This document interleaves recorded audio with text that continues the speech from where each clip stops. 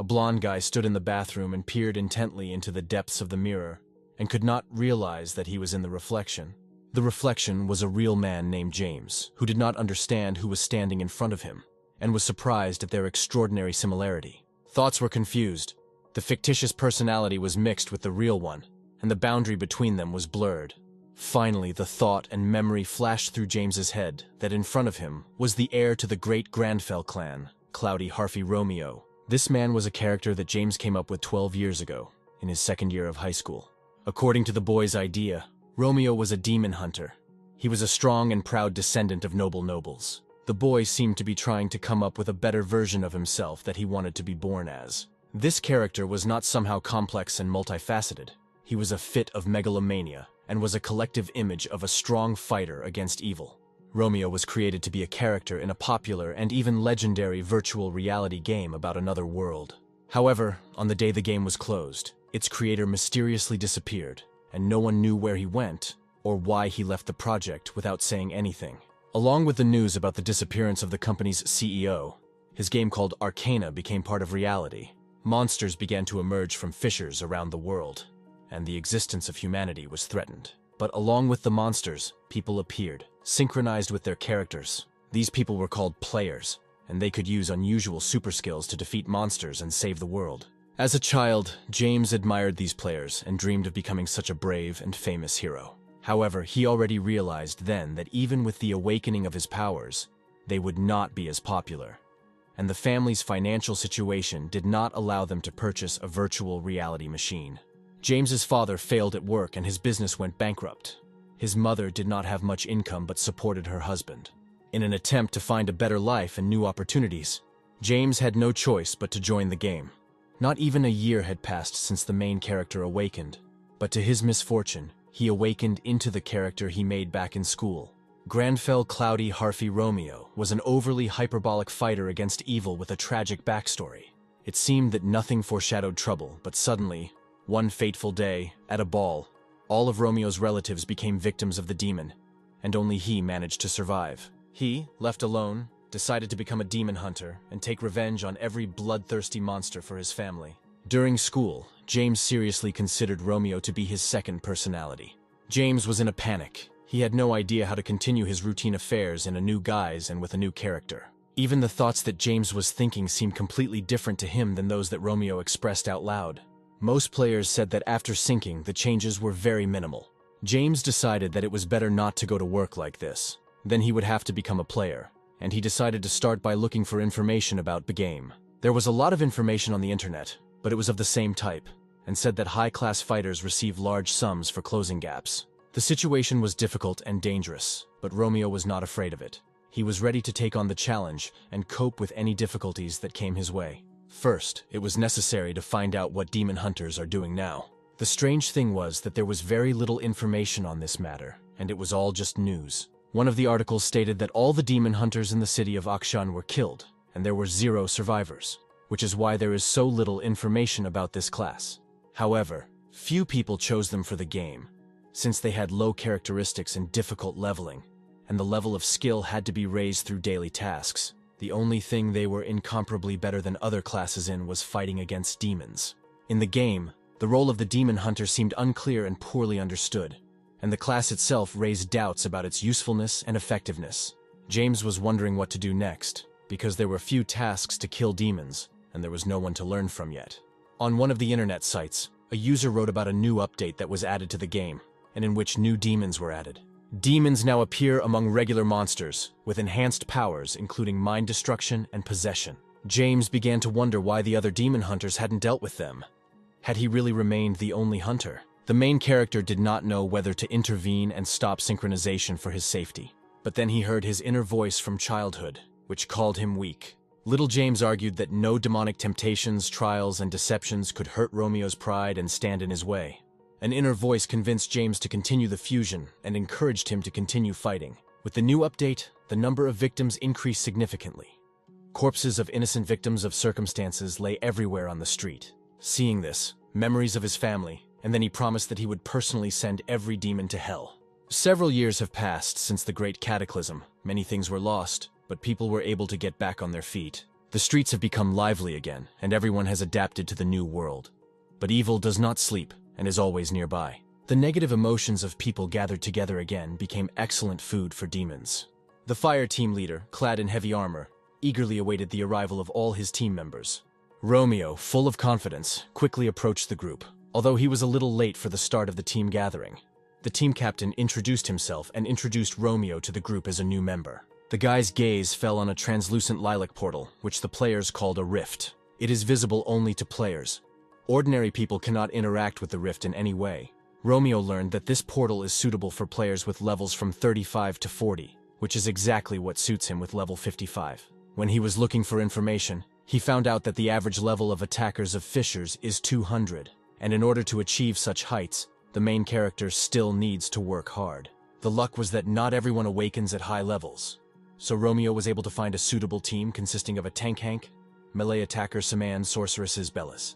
Group leader Jack, he said that before this, another group had already set off for the fault, and in 5 minutes they needed to follow. Romeo, despite his excitement and wariness before the fight, tried not to show his emotions to the rest of the team.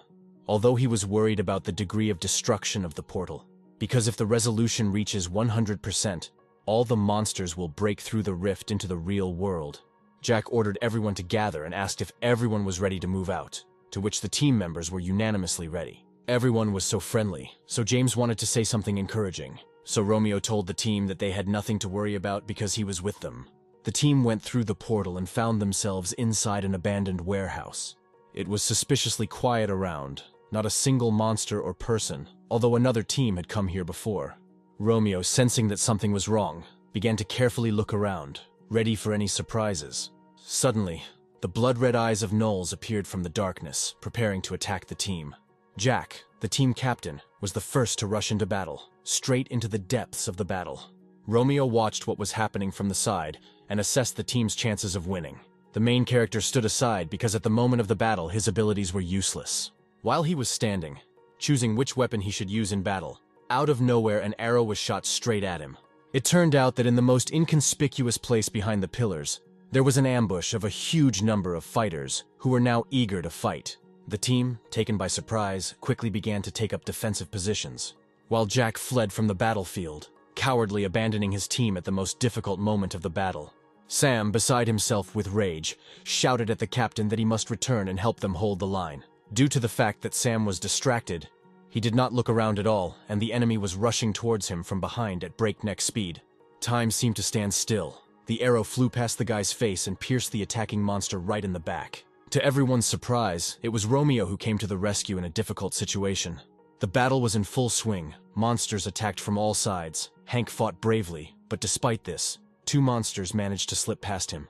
2 bloodthirsty monsters waving their swords rushed towards the helplessly standing sorceress, who could not budge from horror. Bella, paralyzed by fear, did not know where to run or what to do. Her mind was clouded. Romeo appeared behind the sorceress, reassuring her that he would deal with those who broke through and ordered her to use the most powerful spell she knows. The arrow fired by the hunter hit the target, stopping the monsters. Sam continued to hold the line, protecting the sorceress, who was preparing to strike a powerful blow to her opponents. Bella was ready to cast a spell, and ordered her allies to scatter to the sides. Streams of fire burst out from the hands of the sorceress, striking all the attackers. Then the streams of fire turned into an explosion that finished off the remaining monsters. Romeo, noticing that Bella was scared, advised her to help her allies, while he himself examined the battlefield. The sorceress, grateful for the support, nodded and ran to help her friends. The main character was wondering, looking at the corpses of his enemies and the arrows lying next to them, whether he could reuse them. After the fight, Bella gave the healing potion to Hank, but Sam did not need it. Filled with rage, he could not contain his emotions. But suddenly, from the gloomy darkness of a long corridor, as if nothing had happened, the figure of Jack appeared, who, apparently, was not at all aware of the seriousness of the situation. Sam in a rage attacked the captain and began to accuse him of being a vile coward who abandoned the team. Unexpectedly for everyone, Jack began to laugh terribly uncontrollably. Sam, who had expected a completely different reaction from the captain, began to blame him for what had happened even more furiously. The captain's gaze was full of madness. He began to insult the crew, calling them funny and stupid. Romeo, noticing strange details in Jack's behavior, began to suspect that he may not be who he claims to be. By all indications, in front of the hero was a demon of incredible strength and power. The demon's eyes glowed bloody red. He grinned and confirmed Romeo's fears with contempt in his voice. The team was confused and could not understand what was happening. They did not know how to react to the current situation and what to do next. Hank couldn't believe his eyes and ears and refused to believe that there was a demon in front of him. But suddenly, the team disappeared from sight and darkness formed around him. And suddenly Hank heard terrifying sounds from his team, and turning back, he saw a terrible picture. Bella, covered in blood, stretched her hands to him and begged for help. The demon who arranged all this grinned, rejoicing at his victory and the weakness of the mental resistance of his allies. Romeo, full of determination and courage, without wasting a minute, decided to attack the demon. With a running start, he stabbed his opponent in the chest with his blade, but the armor was unable to make it possible to inflict damage on the demon. The demon, with a wicked grin on his face, warned that the damage done to him could kill the possessed person. Romeo was not at all surprised by this, since he was ready and was only calculating the next steps in the duel. In an attempt to penetrate the armor and find a weak point in it, he struck another blow to the enemy's back. This action did not bring much result, since the armor was incredibly strong. However, as a result of this attack, the protagonist's combat power increased during the battle. The demon launched a counterattack, but Romeo was able to dodge without receiving any damage. The demon, feeling invincible, recklessly relaxed and received a dagger in the face. Romeo found a place unprotected by armor and used his blade to make a cut on the demon's face. A black viscous substance immediately gushed out of the possessed person's eyes, indicating that severe damage had been done. The demon fell to his knees and began to writhe in pain, because the dagger turned out to be silver, the most dangerous weapon against demons. Romeo, towering over the demon, mockingly ordered him to continue fighting, and not to start whining. Something happened inside the demon, as Jack began to break out, trying to remember how he came under the influence of the demon. Just a couple of months ago, after another battle, Jack was sitting at home and talking with his brother Christoph. "Christoph, I was worried about my brother that he had received many injuries after the last battle and offered to give him this business. Passers-by on the street, noticing Jack, asked him only about his brother and his exploits. This really hurt him because he didn't want to be a failure and just wanted to be someone his brother could be proud of. Because of these fears and self-doubt, the demon chose Jack as its prey. Jack did not understand what was happening and who was in front of him. He tried his best to resist the unprecedented force, but he was weaker. The demon swallowed up the young man, and all he could do was observe the actions of the demon. Jack watched as the demon used deception to lure the group into a trap to certain death. He could not look at this calmly and tried in every possible way to drive out the demon and wake up, but it was all in vain. But a sudden sharp shock knocked Jack's consciousness out, and he realized that liberation was near. The demon was in a panic. He tried to deceive Romeo that he would kill Jack with him. But this is not the first time that the main character has encountered demons and their insidious tricks. He knows their behavior and senses lies. Taking advantage of the fact that the demon was distracted, Jack fetters him, preventing him from moving before the decisive blow. Romeo delivers the final and most powerful blow to the weakened demon. The demon screams at the top of his lungs, and with the scream, Jack breaks free and the demon disappears forever. The guy falls straight on his back, completely exhausted after a long struggle. Having finally come to his senses, he is horrified by what happened to him, and he is also overcome by a wave of shame and regret that he let him in at all. The team of players surrounds their captain, and they are all sincerely worried about his well-being.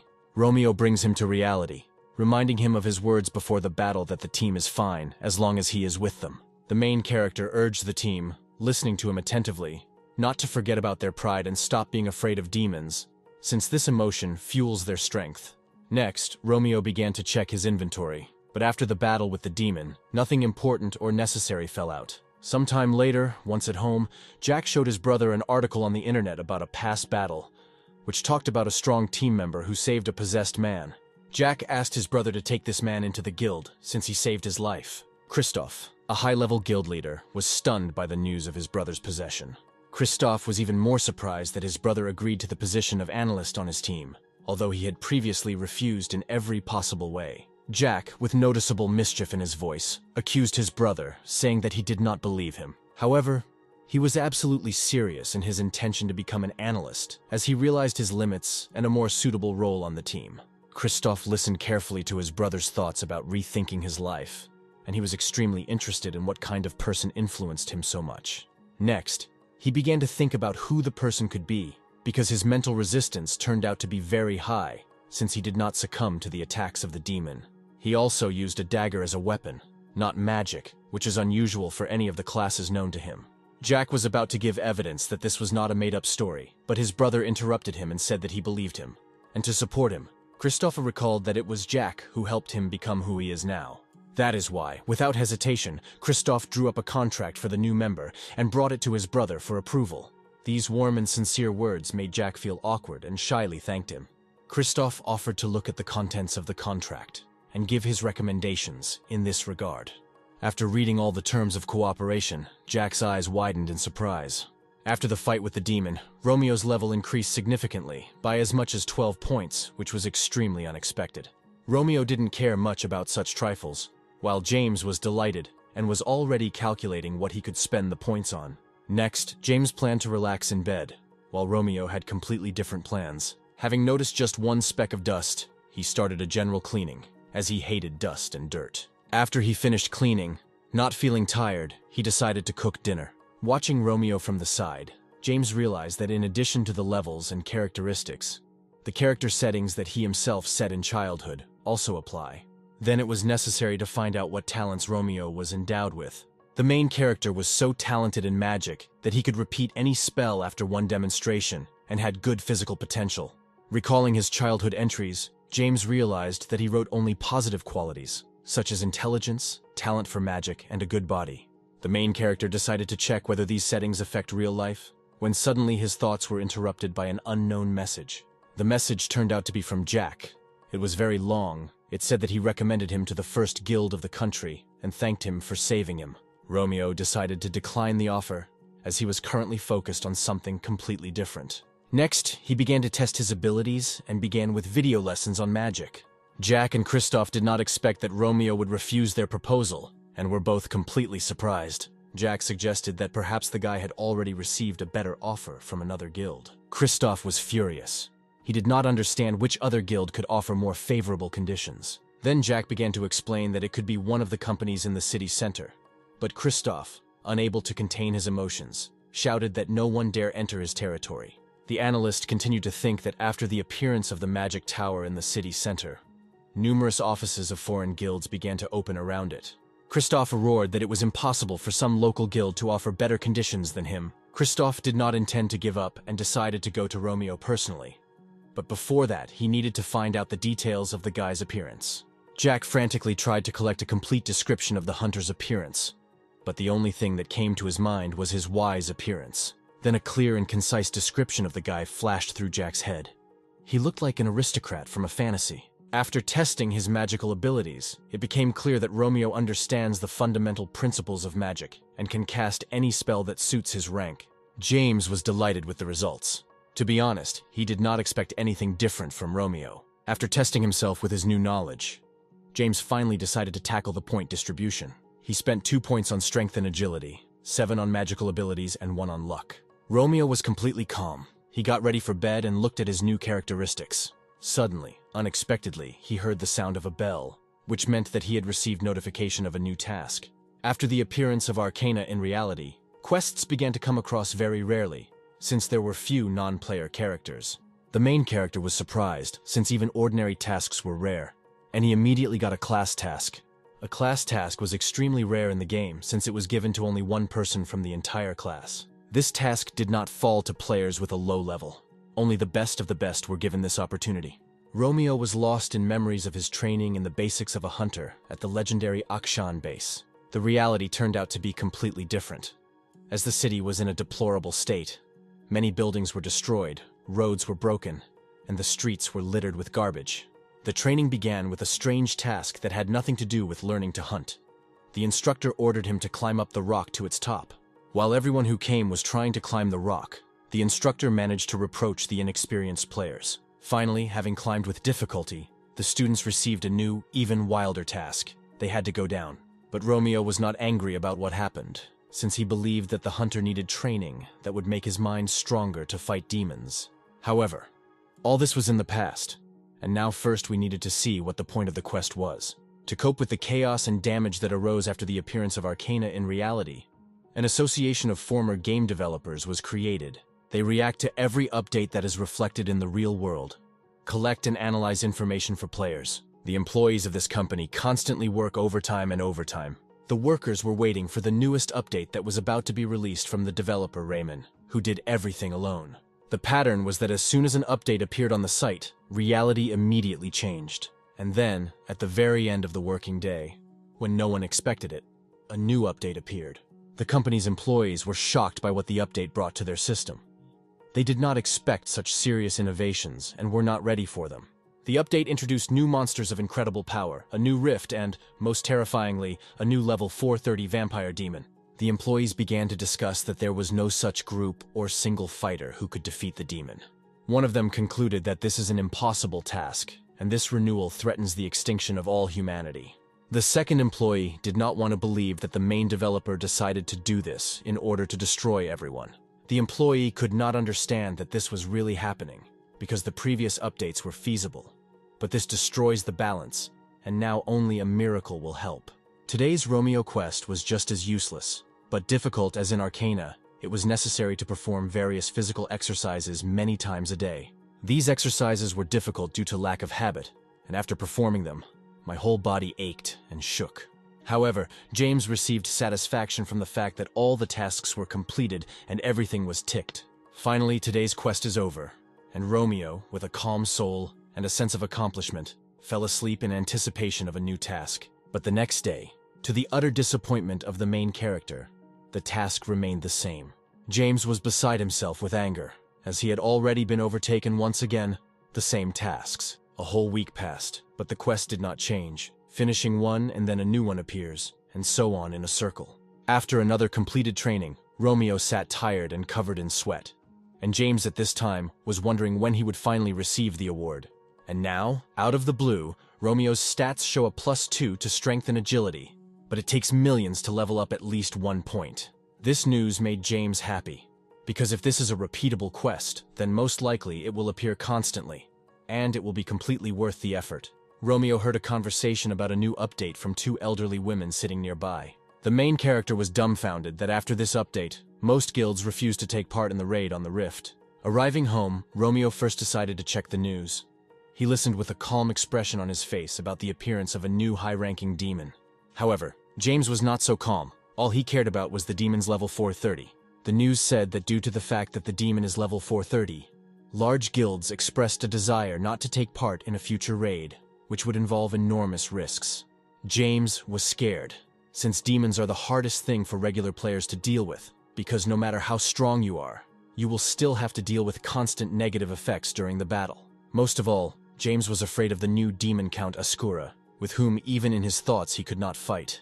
But there was nowhere to go, since a new task was approaching, hunting for a vampire. Romeo was absolutely ready for this mission, and nothing scared him. He just wanted to punish these vile creatures. Judging by the result of the search, Count Ascura's possessions were located in Concord.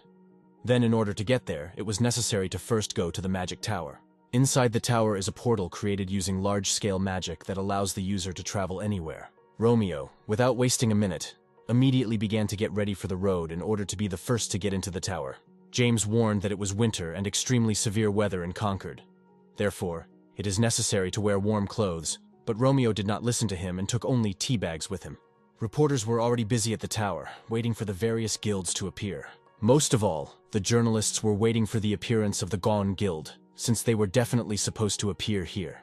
And just then a group of players appeared with Christoph, who stood at the head of the group, like a true leader. Hungry for exclusive information, reporters immediately surrounded the group of players and began bombarding them with hundreds of questions, shouting over each other. Christoph did not deprive them of this joy, and with his own words began to add fuel to the fire, saying that he did not know how to defeat the Count. Jack tried to stop his brother, since such information could cause significant damage to the reputation of the guild. But the team captain continued. He also stated that he did not intend to share information with other teams. Suddenly, the journalist's attention shifted as a new guild appeared on the horizon. The new guild was called the Shining Ones, and their leader was a guy named Samuel, which had level 399. Seeing his rivals, Samuel smiled as he sensed the excitement coming from them about the upcoming battle. Christoph carefully watched the new team that had just arrived at the tower. Jack decided to cheer up his brother and advised him not to worry and to do everything slowly and carefully. Christoph remembered that his brother should have contacted Romeo. I asked how things were going with the negotiations. He was also interested in the question of whether he would go to the rift today, and maybe they would even manage to meet in the magic tower. At this time, Romeo was traveling on a bus to his desired destination, and at the same time, watching videos about magic spells. He finally fully understood the process of activating magic, which consisted of exploring the power, interfering with it, and manifesting it. Thinking about the process of creating a spell, he inadvertently repeated what was in the video. The driver reacted quickly and asked not to perform any spells on the bus as it could be dangerous. Romeo said that he was in full control of what was happening, but at the driver's request, he would undoubtedly stop. Next, Romeo decided to check whether new skills had appeared in his characteristics, but they were not there, although usually they appeared immediately. Soon he reached the tower and, standing in front of its entrance, gathered his thoughts to go inside, preparing for the upcoming tests. The main character was amazed that the appearance of the tower was very different from the internal structure. He approached the portal and felt something strange, as if he could understand portal magic. It seemed to him that this magic was even simpler than the fire magic he had used before. However, suddenly a man passing by carelessly touched him and pushed him into the portal. Romeo reprimanded his subordinate for his clumsiness and asked his brother to begin the briefing for the team. Jack showed a diagram of the rift, which consisted of 3 circles. The outer circle meant the rift of the outskirts of the territories. The inner circle was the territory of the Count's family, and the last central circle was the fortress of the Count's family. In Concord, journalists and television crews gradually began to gather around the first fault. This fault also attracted bloggers who broadcast live about this incident. The blogger tried to push away and threaten the player coming towards him, since he was the first to find this rift, and did not want to lose the benefit. Romeo, with anger in his voice, asked the boy to move away while he still had patience. Having finally approached the fault, the guy began to study information about it. The fault was suitable for levels 240-270, and the degree of its destruction was not great yet. However, he was not the only one who arrived at the rift. Inside, the battle of some red-haired girl was already in full swing. Her team followed closely behind her, barely keeping up with their lively leader. The red-haired girl's name was Ruby. She was the head of the Berserk Guild, had level 348, and was one of the top 100 players. Inside the rift, it turned out to be even colder than outside. But Romeo didn't care much because his rage fueled him. Already at the entrance, 100 angry wolves of level 230 were waiting for him, ready to tear anyone into small pieces. Despite the fact that Romeo's level was much lower, his natural enemy skill was activated, which would help him in battle. The main character took out a blade and promised that he would help the monsters feel the fear of becoming prey. Despite the enemy's numerical superiority, the Berserker gang continued the battle. The head of the guild, Ruby, fought the despair of everyone. She mercilessly destroyed one enemy after another. After a short rest, Ruby listened carefully, trying to catch any suspicious sound that could indicate the presence of an enemy. The team was incredibly exhausted and tired after this difficult battle. The team leader noticed that the monsters did not seem to feel fear or even know about it. Everything seemed somehow unnatural to her due to the fact that none of the animals whined or howled in pain. The squad instantly became alert, listening carefully to her words. They knew that her intuition was as sharp as a blade, and if she sensed danger, then so was it. Suddenly, a frightened howl was heard from somewhere far away, which echoed throughout the entire area. Ruby, without wasting a second, rushed towards the source of the noise to find out what was going on there. Romeo tried to use magical powers to enchant an arrow. First, as in training, he explored the power, then interfered with it, and then manifested it by firing a fiery arrow. The arrow hit the target, instantly turning the enemies into a pile of ash. Arriving at the place where the noise came from, Ruby saw the burning corpses of monsters, and Romeo was sitting next to them. To finally warm up and regain strength, the guy decided to take a break and make himself a cup of tea, especially since there was plenty of fire around. Ruby was shocked and annoyed by the sight of this strange man, whose appearance did not even match the situation. One of the team members suggested that it could be a lost blogger who accidentally walked into the rift. Ruby agreed with this assumption and rudely addressed the guy. She told him to get out of here since it was very dangerous for civilians here. Romeo ignored her words and continued drinking tea. The girl, who had always been confident and strong, did not expect to face such neglect and disrespect from a stranger. Before she had time to express her indignation to the guy, she was suddenly interrupted by the team, reporting about approaching enemies. With each passing moment, a huge army of undead, numbering thousands of ruthless warriors, continued its deadly movement, approaching closer and closer to the player team. Ruby, being an experienced and talented commander, quickly and clearly gave orders to all her warriors to take certain combat positions on the battlefield. The battle began, and each team member worked at a coordinated pace, trying to kill as many monsters as possible. Ruby was the most experienced and courageous fighter on the team. Each blow of her sword was accurate and deadly, leaving behind defeated enemies. However, in addition to melee undead, monster archers were waiting for them in ambush at the top, sending hundreds of sharp arrows towards the team. Out of the corner of her eye, Ruby noticed that the stranger continued to sit with a cup of tea. But Romeo was sitting there for a reason. He was wondering whether he would be able to perform a magic spell now. Archer leader gave a signal to his subordinates, and they immediately began firing at the team of heroes, firing deadly arrows one after another. It seemed that the end had come. The arrows whistled through the air and rushed towards the enemy with great speed. Romeo decided to try to explore the power inside the thermos, interfere with it, and manifest it. Since using such a skill requires a large amount of strength, which the main character could not master, he would have passed out.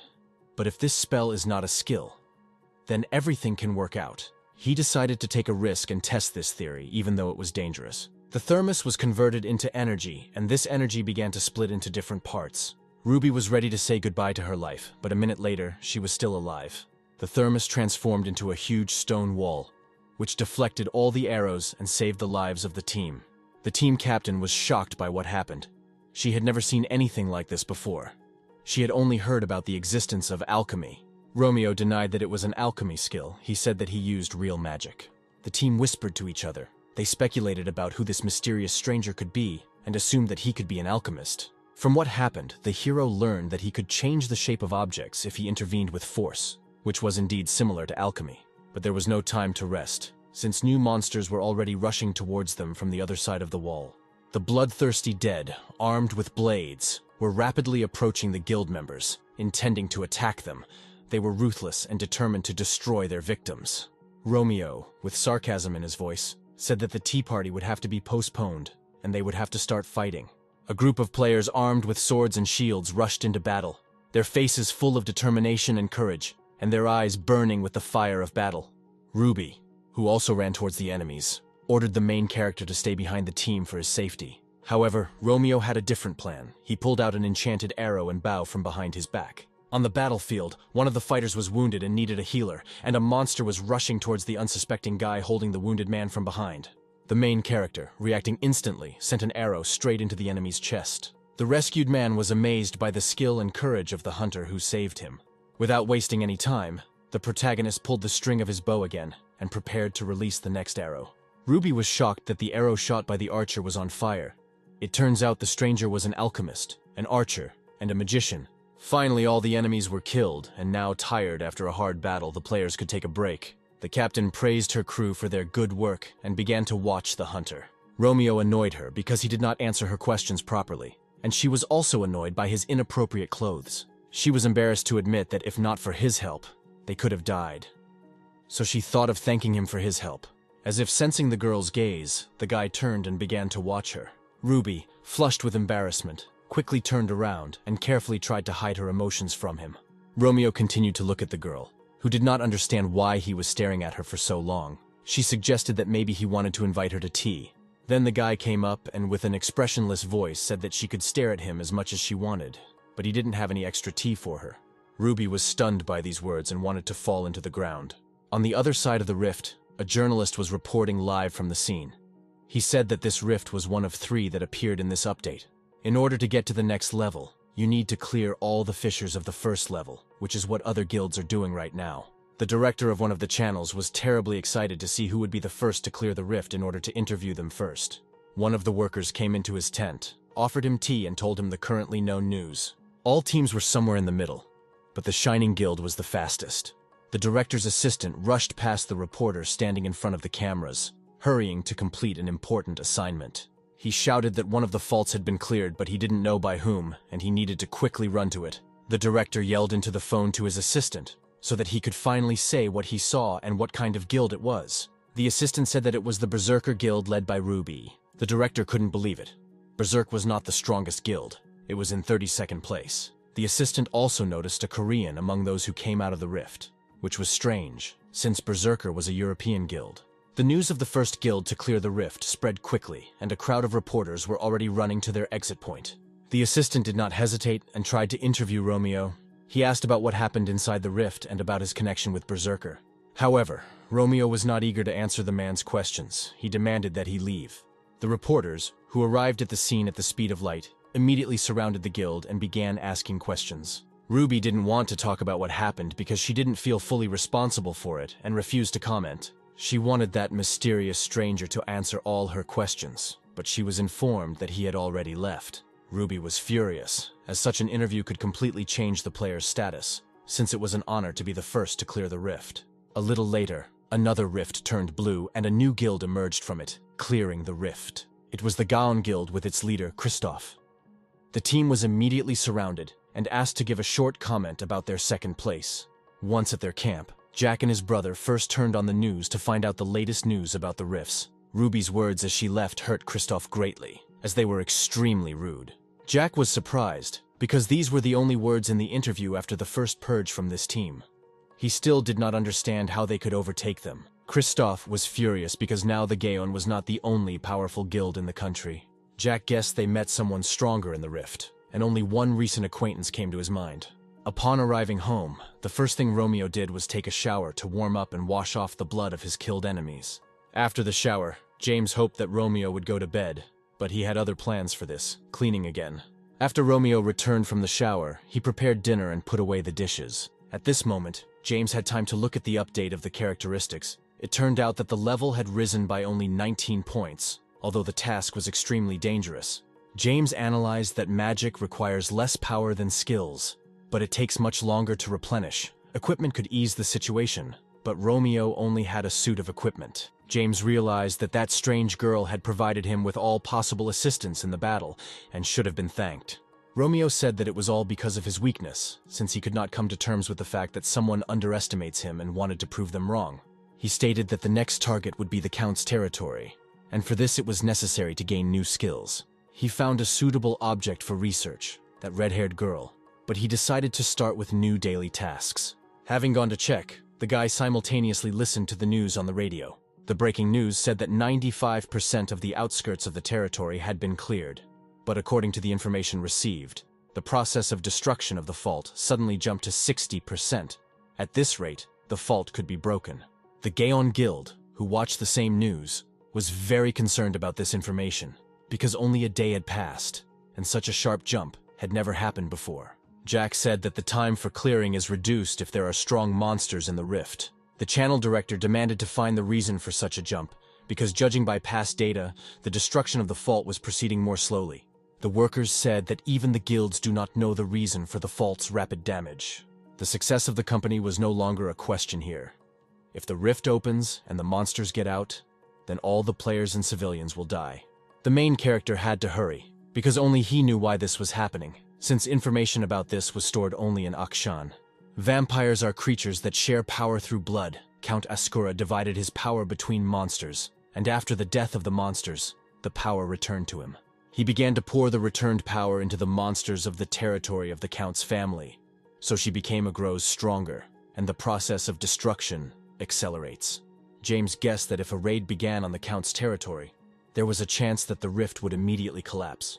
Romeo believed that Ascur was unworthy to bear the title of Count, and promised to become the judge of this monster and punish him. The young man was broadcasting live right next to the new rift, the degree of destruction of which was already 70%. Although at the moment it was early morning, many guilds were already gathering at the scene. The blogger told his viewers that, unlike the outskirts of the territories, where there were more than 200 faults, on the territory of the Count's family there were only 30 entrances, and it followed from this that several guilds would lay claim to one fault. While the guy was talking about a possible battle between two strong guilds, Jack from the Gaon Guild followed him. Christoph immediately asked his brother if he had learned anything useful. Jack stated that competition would be inevitable, since there were too few faults. To the suggestion that they will have to meet with the Shining Guild, he will answer that he saw them pass to the north. Streamer hiding to watch team, I heard about the battle between Guilds 1 and 2, but suddenly people from another fairly well-known guild approached Goen from behind. Christoph was furious because he found out what kind of guild was approaching them and was full of rage. The group that had the captain so worried was the Inazuma Guild, led by Trent with level 376. The Inazuma clan and the Gaon clan were two powerful guilds that had been at war for a long time. Both captains were not eager to enter the same rift, but they had no choice. Reporters immediately came running to the news of the competition between the two strongest guilds. Reporters, journalists, and bloggers fired a barrage of questions at members of both teams. Jack tried to calm his brother down by reminding him that the main problem was the destruction of the rift, and if the clans competed, everyone would lose. Suddenly, someone from the crowd shouted that the Gaon are losers who are weaker than Inazuma. These words ignited a new fire of hatred among the Gaon members, and they promised to tear their rivals to pieces and become the first. In the news reports, the journalist reported that the Northern Rift was divided by the Radiant and United Heavens guilds, and the teams Berserk, Second Son, and Bohemia went to the Southern Rift, and the degree of the rift increased to 80%. Romeo was already inside the rift on the territory of the Count's family. He thought about how to use power and magic more effectively. The magic of alchemists allows you to give an object any shape, so the guy was able to create a cup and a table from stone. However, the main character noticed that the more detailed an object he creates, the more energy it takes, so this skill is not very useful in battle. An army of enemies was approaching Romeo, but this was just to his advantage, since it gave him the opportunity to test another option for using magic. He concentrated on the new spell and was ready to cast it. The monsters felt something strange and paused a little with their eyes widened in fear. The hunter turned the monsters to stone, using the ability to return them to their original state. The consumption of power for this witchcraft was minimal, and he decided to call it reverse magic. Somewhere in the depths of the Count's territory, there was a battle between the Gaon Guild and monsters. The head of the guild fought the most fiercely. With bestial fury, he inflicted damage on his opponents with his huge sword. Huge, ferocious monsters rushed at him, trying to tear him to shreds. Kristoff was an experienced warrior. His skill with a sword was unsurpassed. He repelled attack after attack. Having finished with all the opponents, he noticed that there were suspiciously few enemies. Along the way, they met no more than 10 attackers. A witch from his clan reported that after inspecting the area and reconnaissance, Inazuma had the same situation. Although at the very beginning the groups went in different directions, their rivals came to meet the Gaon, having followed the witch returning from reconnaissance. Trent also noticed that the situation was suspiciously calm. The team captains again fought in a verbal spat, promising to kill each other. Jack interrupted their argument, who was monitoring the team through drones. He wanted to know the team's location since he was having problems with the signal. Having learned that the team was in the city square, he immediately told them to get out of there. But unfortunately, there was no time left to escape, since the enemies were approaching and a battle was inevitable.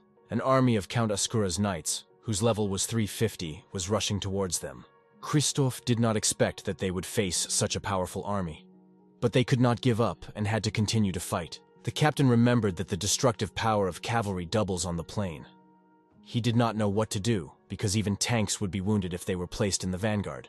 In such a difficult situation, Trent offered to cooperate with Kristoff, although he did not like this idea. Enemies began to attack from the other side, which is why the group of players was surrounded. Jack reported that one union had already fought with this cavalry and suffered huge losses, so they had to retreat immediately. But there was nowhere to retreat, since the enemies were already approaching too close.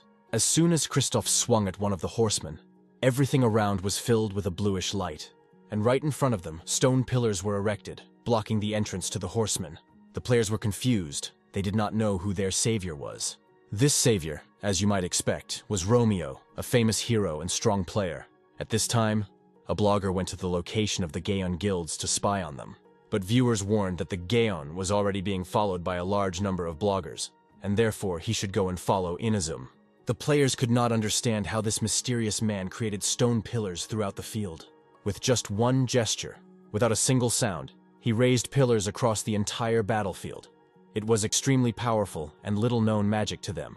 Trent wondered what kind of power this player could have. What added to the strangeness was the fact that he was not wearing any combat equipment. But the time for these thoughts was suddenly interrupted by the shouts of the team about new enemies. The enemies broke through again and ran at them through the stone pillars, knocking them to the ground. Kristoff noticed that the stone pillars reduced the mobility of the cavalry, for which he later planned to thank Romeo. The commander had a barbarian-class skill activated, which significantly increased his combat power and made him invulnerable to damage. Finally, now he could be approximately on equal terms with his opponents and inflict good damage on them. With his huge sharpened sword, Kristoff struck several horsemen at once.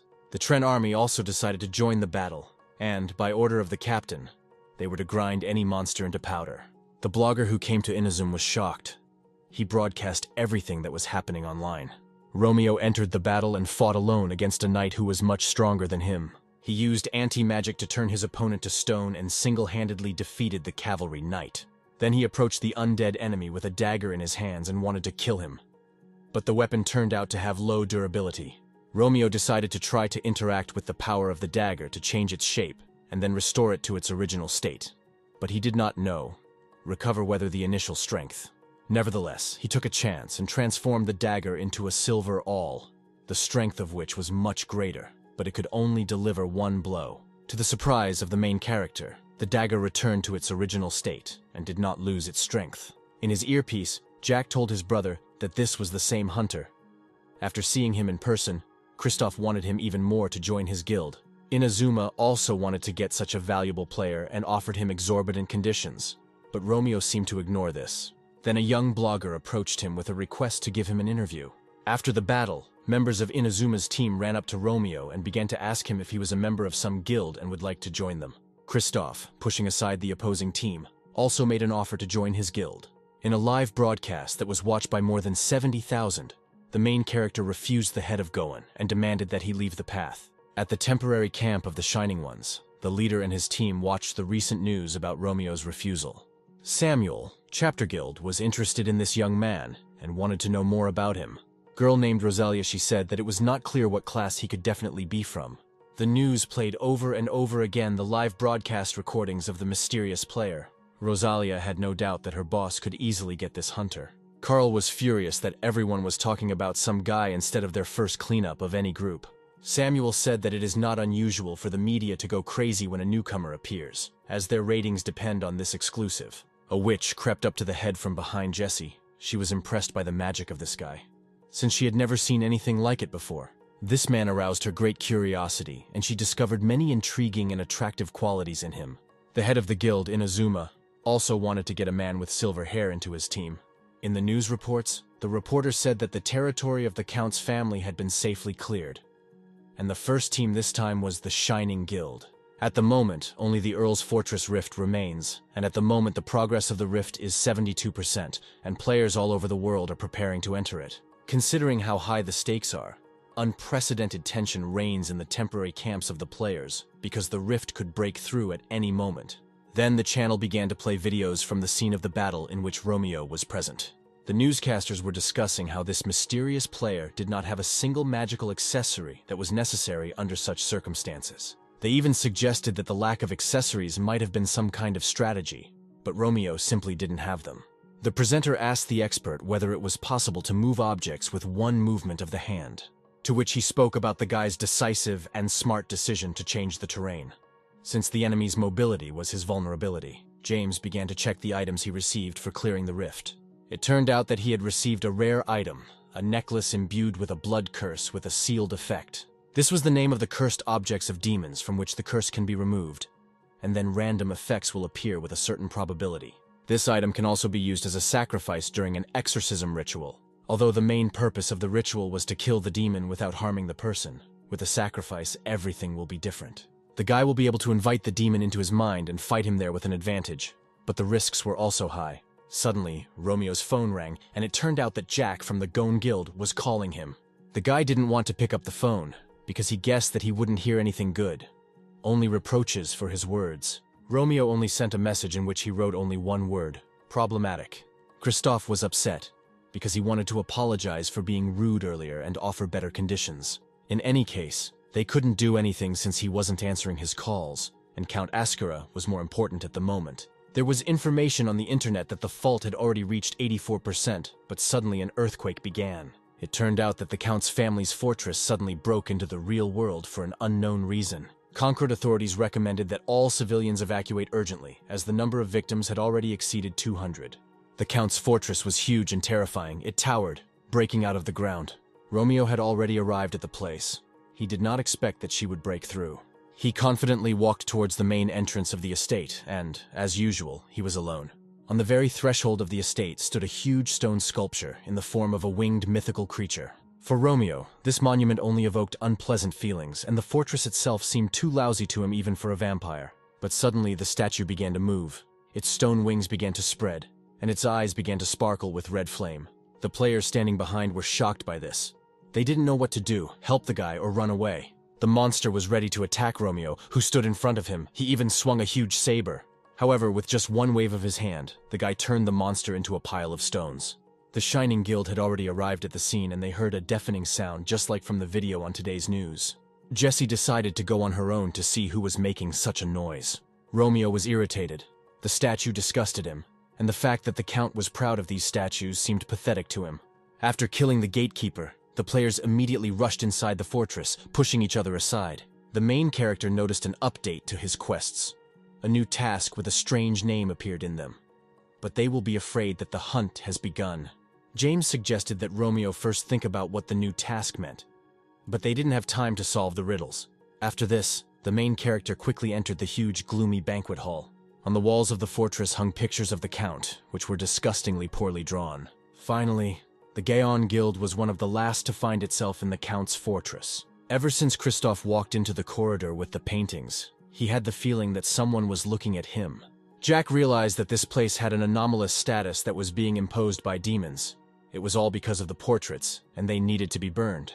After the portraits were destroyed, Christoph felt much better. Jack warned that most of the players had already retreated due to the traps that were in the castle. The interiors of the castle were causing status anomalies. Christoph realized that it didn't matter how strong his barbarian class was if he succumbed to anomalous status so easily. Romeo made caustic remarks about the interior of the fortress. He believed that the Count was sick with narcissism. And finally he reached the right place. Through the intricate corridors of the castle. At the top of the stairs there were huge carved doors from which a foul smell emanated. The main character knew that Count Ascura was somewhere nearby, and the silence around suggested that the other players had not yet approached. Suddenly, as if out of nowhere, the head of a blonde sorceress appeared from above right in front of him. She expressed great admiration for the guy's unusual magic and began asking him about his skills. Romeo, outraged by the girl's behavior, asked her to observe etiquette, since these are the basics that a person should have. Suddenly the door upstairs opened, and the dark silhouette of the Count appeared in front of them. Romeo's natural enemy skill was activated, and he was ready to fight. The Count, who was known for his hot temper, asked who dared to disturb his peace. Romeo was not ready to hide his anger and disgust towards the monster. He told him that he was not worthy to bear the title of Count. The words of the brave player amused Ascura. He did not expect such courage and confidence from the person. Romeo took out a necklace from his jacket which was chosen as victims for the ritual. The guy said that he would teach the Count a lesson, and then a new skill was activated, the ritual of exorcism. Romeo was about to call Ascura into his mind and fight there, but the vampire only grinned when he saw the dirty necklace. To become stronger, the Count began to collect power, which he shared with his followers. However, this did not help. The necklace absorbed the vampire's consciousness, transporting him to an unknown place.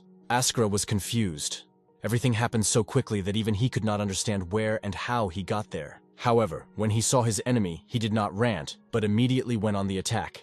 He sent a stream of fire towards the main character to destroy him, and was a little upset that the battle ended so quickly. However, the guy did not turn into ashes. He was still alive and threw a sarcastic joke towards the Count. The Count was furious at the boy's audacity. He did not understand how he could have survived, and even without a single scratch. Romeo ordered the Count to take a closer look at which of them was alive and which died. Then the Count saw an illusion of his corpse, on which the hunter was sitting. Romeo came out of his consciousness and released the Count from him, after which he fell unconscious screaming. The Count woke up from the words of the hunter, who mocked him and intimidated him. The vampire was in complete rage because of his powerlessness. He tried to gather all his strength and hit the enemy, but nothing worked out for him. He missed and only demolished the roof of the building. And at this time Romeo acquired the exorcism skill. The monster did not understand what would happen to him now. This man made him doubt his power. The initiative in the ritual is taken by the one who has the highest characteristics of spiritual strength. Therefore, due to the Count's powerlessness, this person turned out to be the main character. The demon did not have a single chance to shake Romeo's mind. He begged him not to come closer. The witch was amazed by this incredible sight and asked the guy what was happening to the Count now. The Count was in an insane state due to fear, he screamed, looking into space. attacked where no one was, and tried to escape from this horror. Fear, similar to the state that demons instill in people, gripped the vampire Count Ascura, and then completely gripped him. The new task was completed. All that remained was to finish off the Count. The guy raised his dagger over the vampire. Then he struck, but the damage was too small. Then he realized that he needed help. Romeo asked the girl to finish the murder, and she began to ask him why he couldn't do it himself. The witch realized that there was no time for questions now. First, it was necessary to kill the monster. She apologized for her tactlessness and prepared to create a powerful spell. Finally, she struck the monster, which with just one blow turned into a pile of ash. The Count was finally defeated, but the guy was still amazed by the enormous power of the witch. A team of Shining Ones was already running towards them from behind, and they reported that all anomaly statuses had been removed, and they realized that the enemy had been defeated. The team began questioning their member about whether she was the one who killed Count Ascura. Jessie finally introduced herself to the main character and asked his name, and also promised to learn etiquette. Although the girl lacked etiquette as a reward for her help, Romeo decided to become her teacher, and then he said his name. On the other side of the planet, a girl was watching the news, which was talking about a guy who went alone to the Count's fortress. The girl recognized this man. She ran up to her mother and began to pull her towards the TV to show this guy. They showed this girl's uncle on TV. That is, her mother's brother. Returning home, Romeo began his routine ritual of cleaning as usual. All this time, he continuously received calls from his sisters, which was not so surprising after a dozen or even hundreds of reports about him on TV.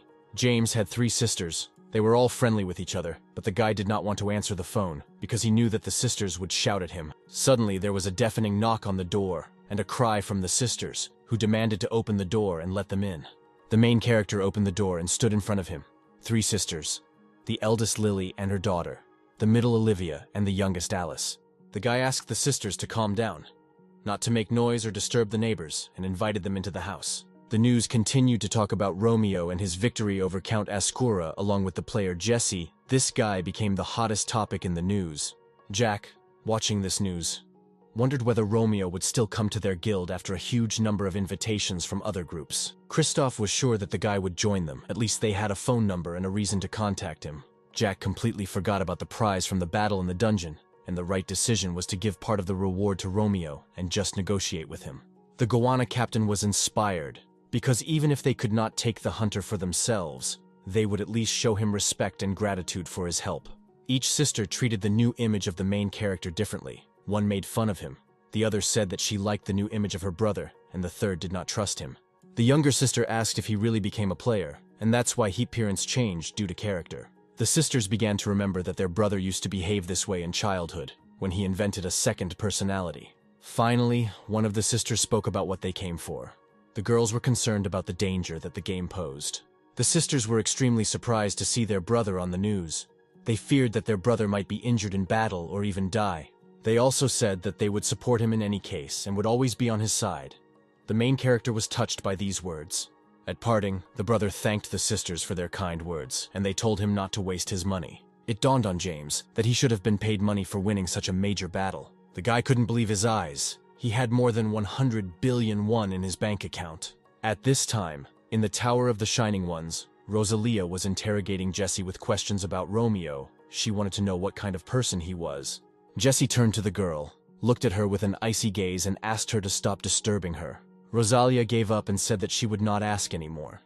But she was tormented by the question of why the sorceress was watching a video about etiquette.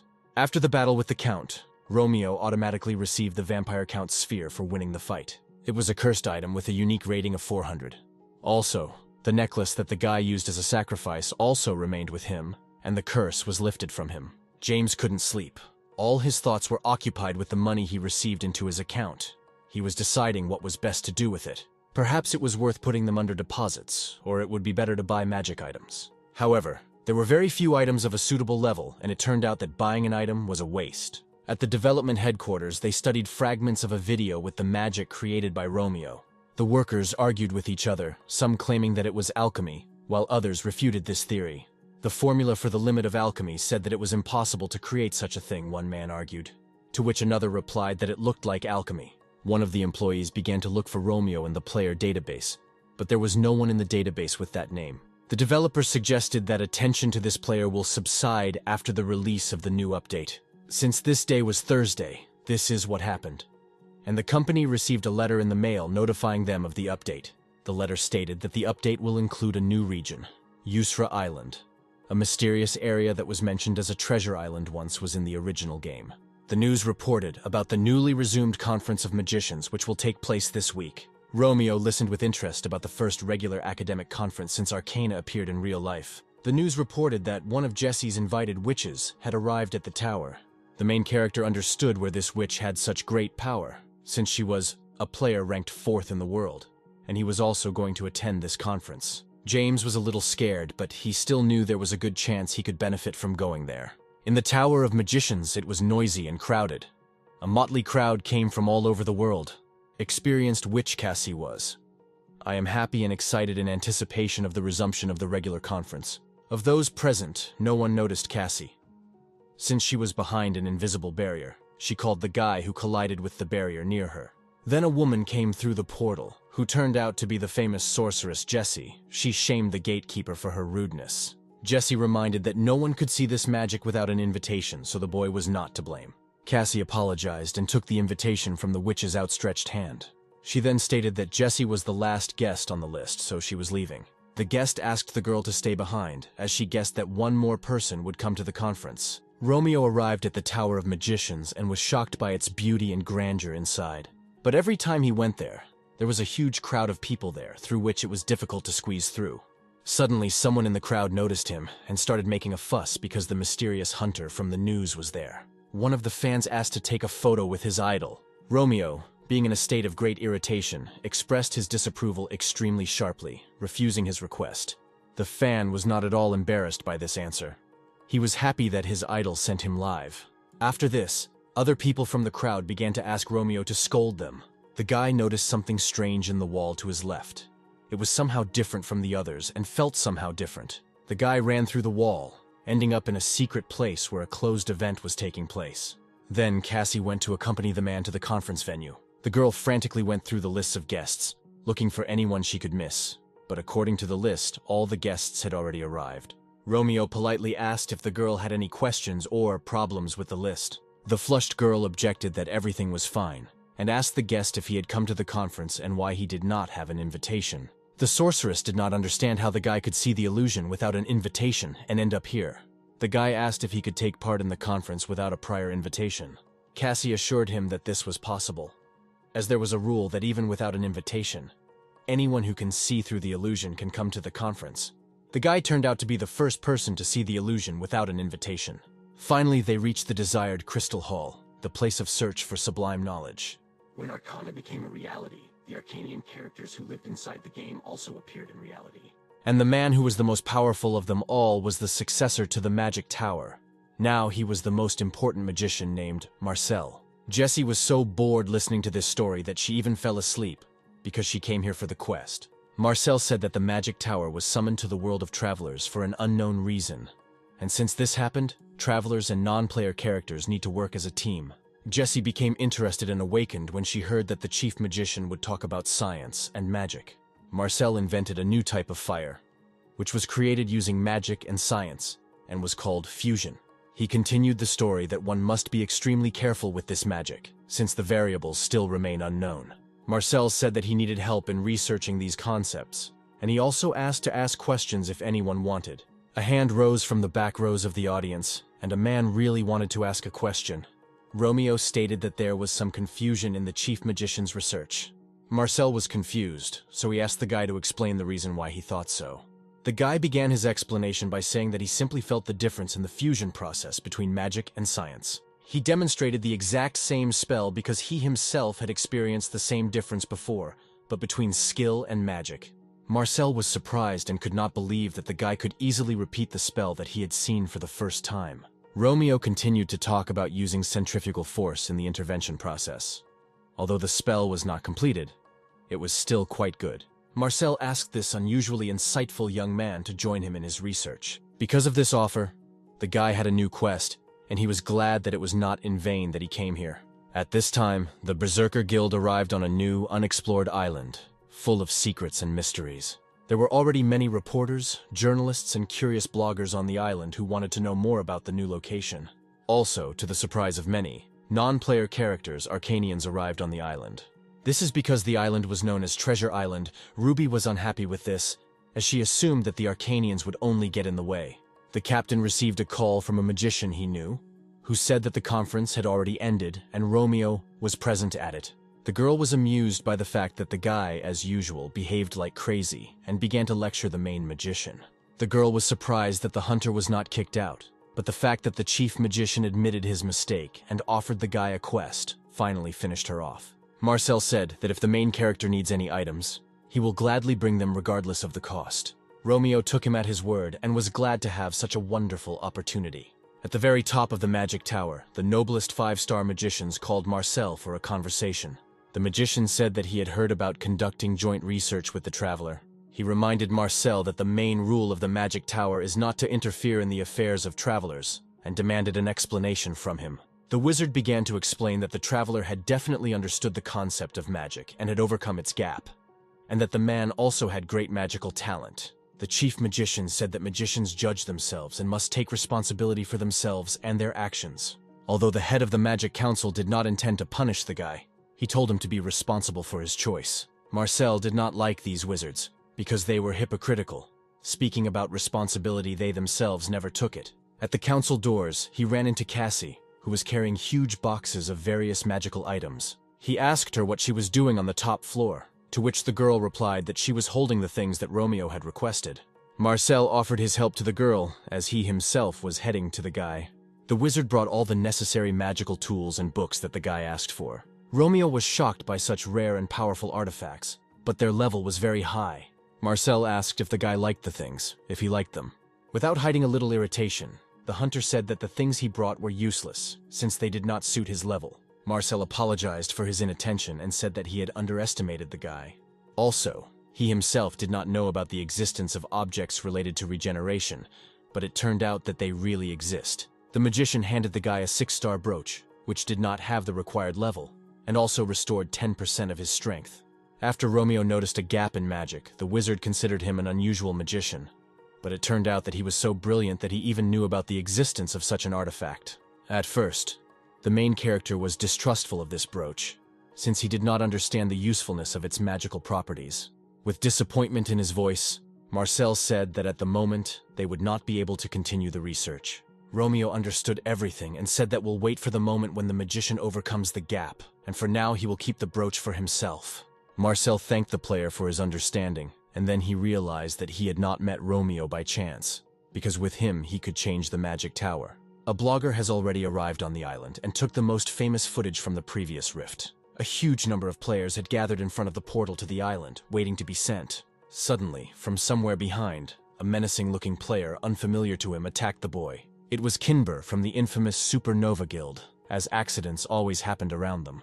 Kinber asked to convey a message to Romeo, which was more like a threat. The boy was extremely scared and angry, and in the chat of his broadcast, they wrote nasty things about his idol. After studying books for a long time, the main character took a short break, thinking, should he go to the island? James believed that there was nothing to do on the island, since there were no demons there, and the ordinary mobs there were too strong.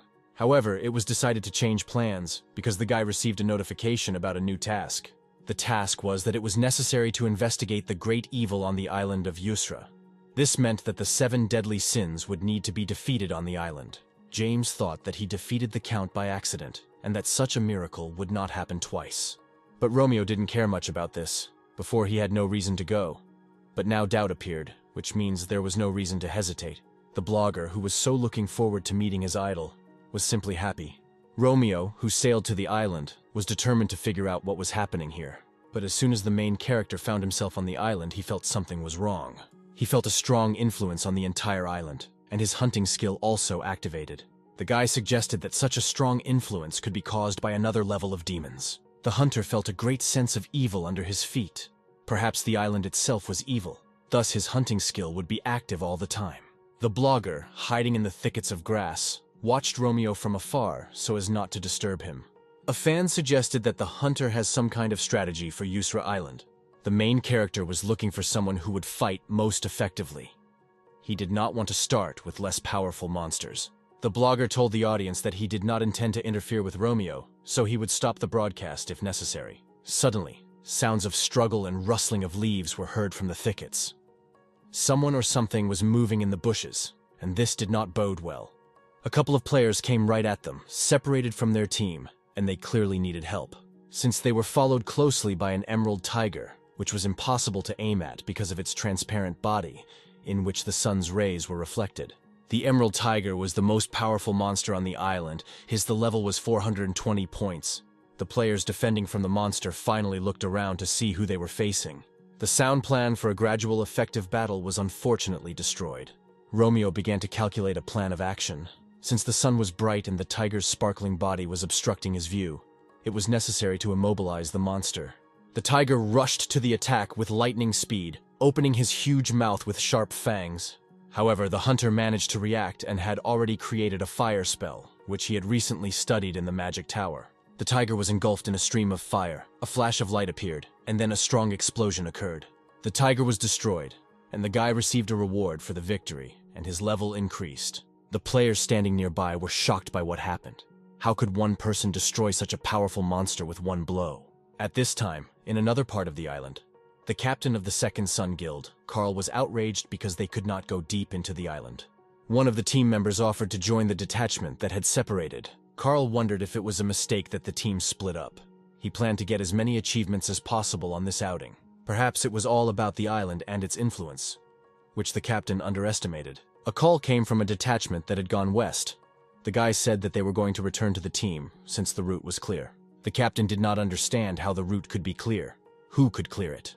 There was a call on the other line regarding a report from a guild member who attended a magic conference that Romeo was at. The head of the guild ordered the analytical department to study everything about Romeo, since he may be more dangerous than known. After the battle with the tiger, for defeating him, the main character received a pure emerald crystal with a unique rating. Suddenly, Romeo felt that the air seemed to become colder and heavier. The guy received a new message from the gaming system, notifying him about a new building. The earth began to shake, and everything around was filled with a bloody light, and a warning appeared that the island of Yusra was beginning to be covered in greed. The players were in a panic. They realized that this would all mark the emergence of a new rift, although the creation mechanism was slightly different. Romeo was sure that the demon of greed was awakened by the greedy desires of the people who arrived on the island. From the notification window, one could conclude that the main character would have to fight the demon of greed. The blogger was also stressed and did not understand whether it was true that the breaking process had now begun, because if this continued, a great evil would awaken. Romeo received a new notification, which said to stop the demon. This made the main character happy, as it made his task easier. It was necessary to hurry, since the thirst for profit had already overshadowed the minds of the players. Romeo was not surprised by this reaction, since he knew that it was the influence of a demonic force. In order for the island's treasures not to be tainted by greed, it was necessary for all players to give up their desire to have them. But this was problematic, because people's minds were already clouded. Romeo decided that there was only one option left, to collect all the treasures himself. The Shining Guild was already on the second island. They managed to find the second treasure. Rosalia explained that 10 islands are 10 levels of rupture, and as soon as one treasure is taken away, a rupture occurs. Samuel suddenly asked his team if he could win the battle with Romeo. Rosalia stood in a stupor and asked if he was joking, because if this was not a joke, then he would lose the best sorceress, Jessie. The team reported that the breakup process has risen to another level due to the World Unification Guild. The captain ordered everyone to get ready, since he also believed necessary to collect all the treasures. James tried to dissuade Romeo from his idea, but he was adamant. On the way, the main character had an army with a flag and armor with a lion on it. The hunter recognized this army of Lionheart Knights and their commander, Richard Kingsler. One of the knights was furious that the guy addressed their leader without respect, but Richard stopped his member and asked the name of the traveler. Richard said that he felt a very different vibe from Romeo than from other travelers. Suddenly, a huge burning meteorite flew towards the army. This projectile was sent by the monster who was the owner of the island. Its level was 450. The head of the Lionheart, standing at the head of his army, gave the order to all soldiers to be ready for the upcoming battle. The turtle also went on the attack, and a fiery meteorite could fly out of its eyes at any moment. Suddenly, a huge paw flew over the head of one of the army soldiers, almost crushing him, but the main character rushed to the rescue and, using magic, erected a stone dome.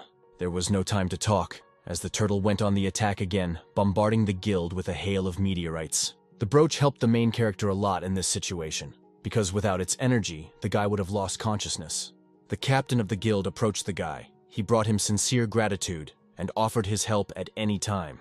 The blogger broadcast everything that was happening online. He was shocked that the head of the guild swore on his heart. The blogger came a little closer to get a close-up shot of the island's owner, who was looking fierce. Richard ordered his army of knights to attack the monster in the name of honor and justice. The main character stood on the field and suggested where it was better to hit the monster, whose weak point was the head and crown. First, it was necessary to knock over the turtle, then its top would become visible, and then it was worth hitting its legs. However, the order performed much worse in battle than expected, although the guild itself was far from weak. The army was used to fighting at close range. Now the reserve troops simply stood behind and waited for their turn to attack. Looking at the statistics of the destruction process, the main character was horrified, since the destruction was already 50%. Suddenly, the ground under the fighters' feet cracked, and lava began to spill out of the cracks. The fighters had no room left to attack, so Romeo, being smart, decided to cast a spell space for battle. He then asked the commander-in-chief of the troops if he was ready to attack when given a signal. Romeo was about to open the way for the fighters. He concentrated and put his power to use. Using almost all his strength, the guy created the owner's staircase like in a magic tower. The Knights of the Lionheart were amazed at the protagonist's ability to create. Meanwhile, their captain did not waste time and rushed to attack the owner of the island. Richard's army followed, and they simultaneously struck down the giant tortoise. But the greatest damage was done by the commander of the Lionhearts, ending the battle with his blow. Romeo receives a game notification that Richard refused the reward in this battle, and the rest of the knights followed his example. Notifications came one after another. They reported that the main character had increased his level and received trophies. Richard approaches Romeo and begins a conversation about the protagonist's brooch, which the Emperor gave to the Tower of Magicians in the distant past. The Lionheart commander swears allegiance to the protagonist, promising to become his shield and sword. Such an unexpected statement surprises Romeo. He did not expect to gain such a powerful ally. The island's treasure appears in front of the main character, which is a reward for defeating the giant turtle. James is shocked by what he sees. He is not sure whether to accept this gift, since it could be dangerous. Then the guy notices that someone has cleared another island, since the destruction process has already reached 60%. While James was distracted by the news, Romeo managed to pick up the sphere.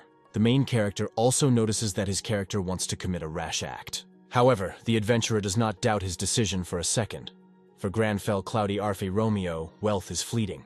All the knights are in awe of the magnificent sight that appeared before their eyes. The blogger, who has been watching the adventures of the main character all this time, is also delighted. Romeo has been surrounded by luxury and wealth since childhood, so he does not understand what greed is. The guy easily manages to get the island's treasure without increasing the percentage of destruction. Another person watched everything that was happening on the battlefield from afar. He looked more like a bandit than a player. The unknown person was waiting for the main character to collect all the treasures. The man he wounded cursed the man, promising to avenge the death of his comrades. But his words are not destined to come true, since an unknown person kills this man. The blood of an innocent man flows down the man's hand, and for killing the player he receives an increase in karma points. He takes away the crystal that was in the possession of the team he defeated, and promises to do the same with Romeo's treasures. James, standing with a displeased expression on his face, looks as if he is not too pleased with what is happening.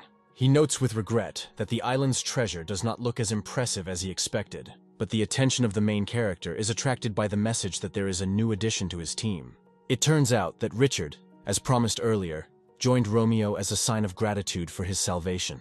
The commander of the Lionhearts was followed by his knights, who vowed to be with the owner of the brooch while they were on the island of Yusra. James didn't expect Richard to go so far as to join him. He assumed they would just remain good friends. The main character is amazed that the best knights in this world decided to follow him. The guy decides not to miss this chance, and agrees to accept the Lionheart Knights into the team.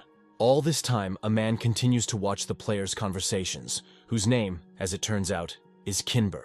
He talks with his partners, who are not sure that they will be able to take the island's treasure from Romeo. But Kinber does not plan to retreat. His thirst for blood is stronger than the power of his mind. The man wants to deal with the main character using poison, waiting until the moment when Romeo is completely defenseless. But the main character notices Kinber. His gaze is directed directly to where the man is hiding. The terrible energy that emanates from Romeo makes the bandit feel like his throat was cut in a split second. But this turns out to be just an illusion, which greatly frightens Kinber. Meanwhile, an unsuspecting James admires the nature around him.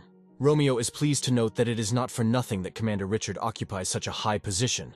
He also notices the unexpected guest. Richard asks the main character if they should deal with the rat that is hiding in the bushes. But Romeo does not consider it necessary to worry and waste time on petty bandits. During this time, the guilds found treasures on several more islands, thereby increasing the level of destruction to 180%. He suggests everyone rush to the last island to get ahead of the other factions. Kinber is left alone with his thoughts, which are confused in his head from the horror he has experienced. He understands that the main character spared him, and only thanks to this he is still alive. This is exactly what he tells his partners, who expect new information from him. The head of the detachment listens to Kinder's words and is perplexed as to why he changed his position so abruptly and decided to escape. Out of anger, a man breaks his phone. He was angry because he spent all his money on poison that will no longer be useful. The leader of the squad is called Siren, and now he is angry about recent events. He pushes his subordinate, accusing him of betraying himself too. Siren believes that the rest of his group is also on Kinber's side. Such thoughts anger him even more. His teammates don't understand how their captain went crazy over money so quickly. But the anger only intensified, filling Kieran's body with every second. At this time, the main character stopped in the middle of the path and looked to the side. The hunter's intuition told Romeo that the evil on the island had become stronger, but he had not yet seen its causes. Siren increasingly loses control over his actions. He begins to attack his comrades. His partners did not expect such betrayal from the captain. They die cursing him. A man kills one person after another. His cruelty knows no bounds. All these atrocities were observed by a blogger who was now horrified by what he saw. The demon took possession of Kieran's body, completely consuming his soul and forcing him to play by its own rules. The blogger runs as fast as he can away from the place where many people were killed. He is immersed in his thoughts, so he does not notice the snag sticking out from the ground. Fortunately, a person who happens to be nearby manages to catch him. This stranger belongs to the Federation of Explorers. He invites the guy to relax with them. The blogger thanks for the rescue. He believes that he is safe with these people. Drones with cameras have already arrived on the last island to illuminate the outcome of the struggle for treasure. Reporters explain to their viewers that Yusra Island is divided into 10 islands, each of which has its own treasure. There are two ways how you can get a reward. One of them is to defeat the owner of the island, but the second method is less bloodthirsty. You need to solve the mystery of the island in order to get its treasure. The Shining Guild has already come to the last island to collect his reward. The Gaon clan arrived behind them, who did not plan to lose in this clash. The rest of the guilds also sought to quickly finish clearing Yusra Island. Suddenly, everyone gathered, stopped talking to each other, and froze in place. They were amazed that the Knights of the Lionheart, the strongest warriors of the Empire, had come to the island. But what surprised everyone most was that all these knights were led by Romeo. James was not in the mood for such a violent reaction. He did not want to attract the attention of the crowd. It seemed to the guy that all the people were looking at him either contemptuously or with anger. Richard notices something strange in the surrounding reality that makes him alarmed. Romeo also notices the Lionheart commander's fear and turns his head towards the man. In front of them, lava began to flow out of the ground, burning everything in its path. But after a stream of fire, the owner of the last island appeared from the pit. Kristoff prepared to fight back the huge monster, whose body consisted entirely of lava. Richard is not sure that they will be able to defeat such an inconvenient enemy in battle. However, Romeo asks not to worry the man. He already has a plan that will help them win. The main character begins to make passes with his hands, calling on the magic of creation.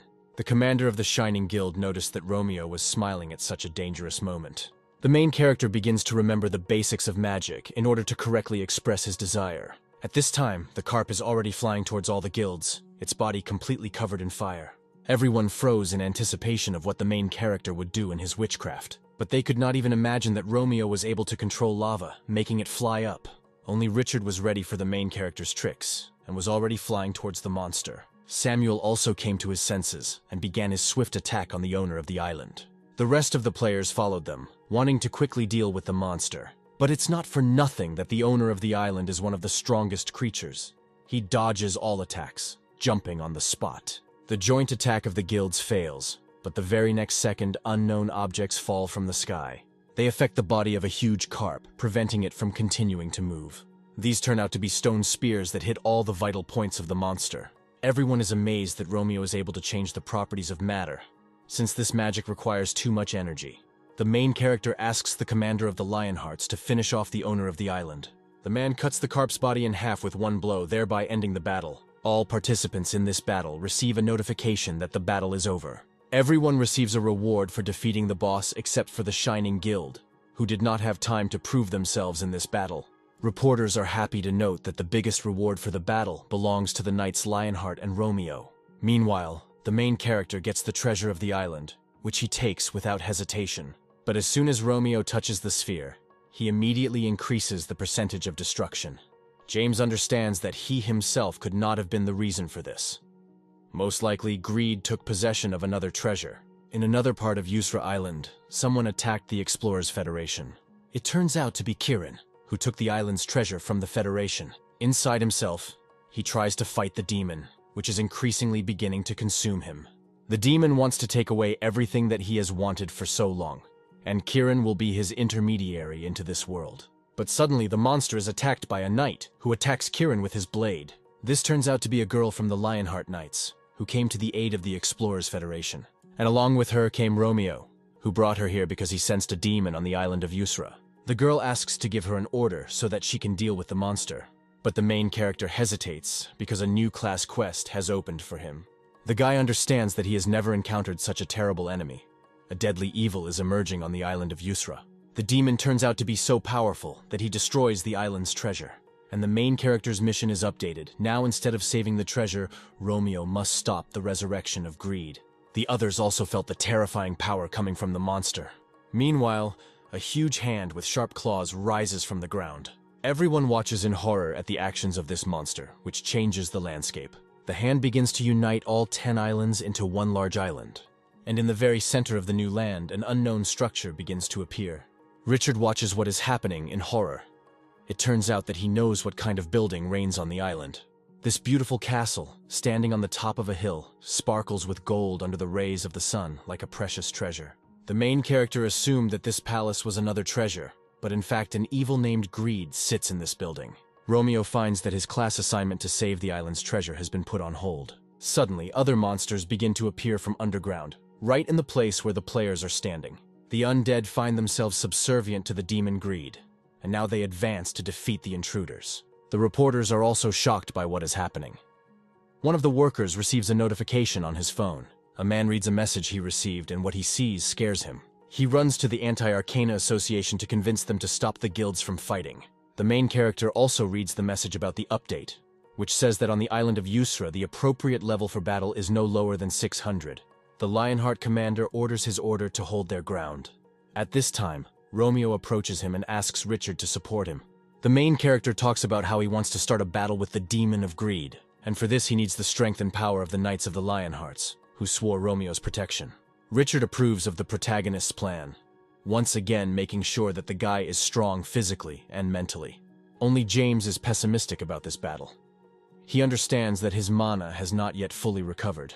The commander of the Lionhearts gives orders to his order to go into battle against the undead. Everyone admires the extraordinary courage of Romeo and the brave knights who bravely face danger. The soldiers were ready to die for the orders of their commander and boldly went on the attack. The main character notes with satisfaction that the knights are not as weak as he thought. Romeo is also pleased that his mana level has almost completely reached 100%. But while the main character was distracted, the undead creep up on him from behind. Romeo notices the monster too late. He only manages to get his dagger. At this time, an unknown force is approaching them at greater speed. She quickly flies past the main character, leaving him with a feeling of misunderstanding of what is happening. One unit of that energy that flew to the center of the battle turns out to be the head of the Gauna Guild. Together with Christoph, the head of the Berserker Guild flies to the battlefield, which defeats the undead that stand in her way. Such strong players were followed by other travelers who wanted to get their hands on the island's treasures. James is thrilled to have the help of strong characters like Christoph and Ruby. But Romeo does not share the mood of his creator. He is angry at the interference with his magic. James believes that the guy expressed his attitude too harshly. With his words, he could offend Christoph and Ruby. Meanwhile, one of the Lionheart Knights notices that the undead he killed are beginning to rise again. In the heat of battle, Christoph asks for the help of the priests to bless the knights. A bright white light suddenly appears in front of the armored guy, illuminating the surrounding darkness and giving him a feeling of strange hope and excitement. It was the priests from the Gaon Guild who came on behalf of their leader to bless the knights against the fight against the undead. Soldiers begin to feel their physical performance improve, thereby increasing their morale. Romeo thanks the head of the Gaona Guild for his help in the fight against the undead. He says that he will never forget this. When Kristoff says that he will help the main character with any additional defense skills, the guy claims that he does not believe in God. This greatly upsets Kristoff. He had already decided that he had succeeded in winning Romeo's favor. At this time, in the heat of battle, a demon sneaks up on the commander of the Lionhearts. Richard resonated with the words of the protagonist about the loss of faith in God, which weakened the knight's vigilance. The man goes deeper and deeper into the abyss of obsessions that the demon of greed shows him. Richard remembers himself in his youth, when he was still in the Empire at the court of the Emperor. His Majesty sits on the throne in front of the man, who silently listens to the knight's report. In response to Richard's words that many new demons have appeared, the Emperor is upset, and notes that many of his people will die in this battle.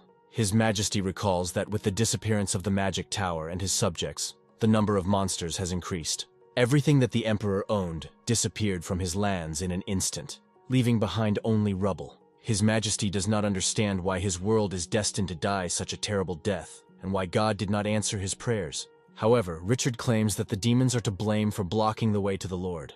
The Lionheart commander vows that he and his order will clear the empire of monsters. The Emperor asks Richard to moderate his ardor. He says that he no longer believes in God.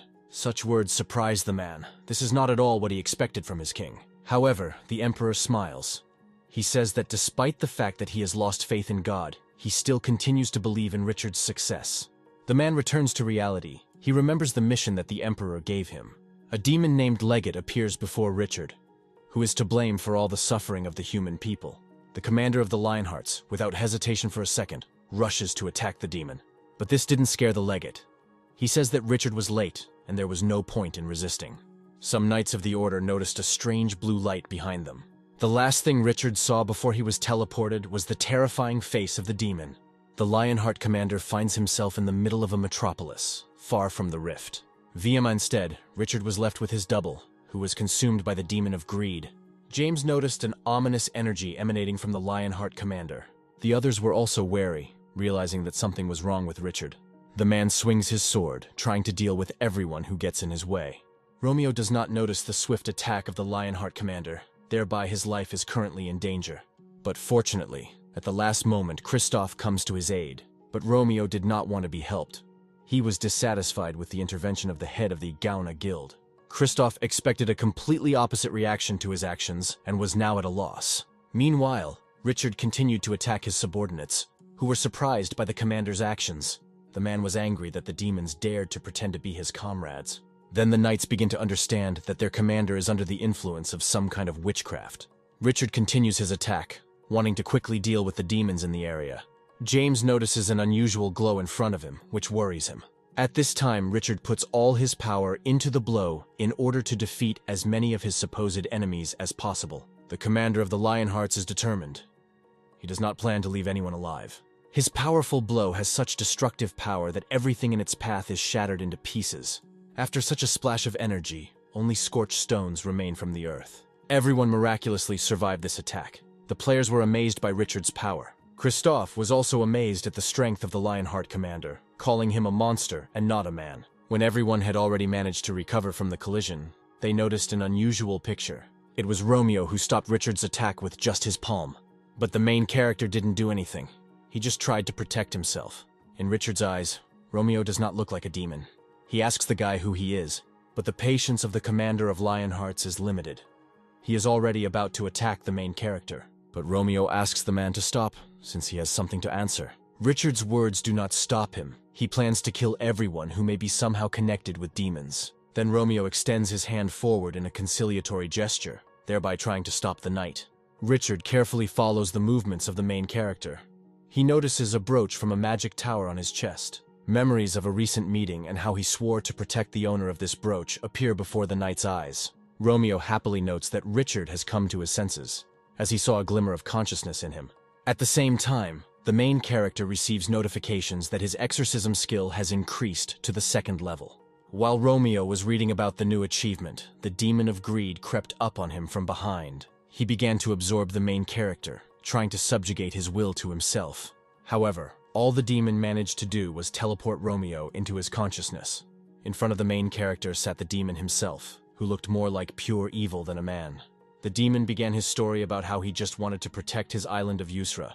He remembers that all the suffering of the inhabitants began with the appearance of a stranger on its territory. The king of the island and all the inhabitants were kind to the man who was thrown out of the ocean. However, all the stranger thanked them with was returning to the island with weapons and killing the local population.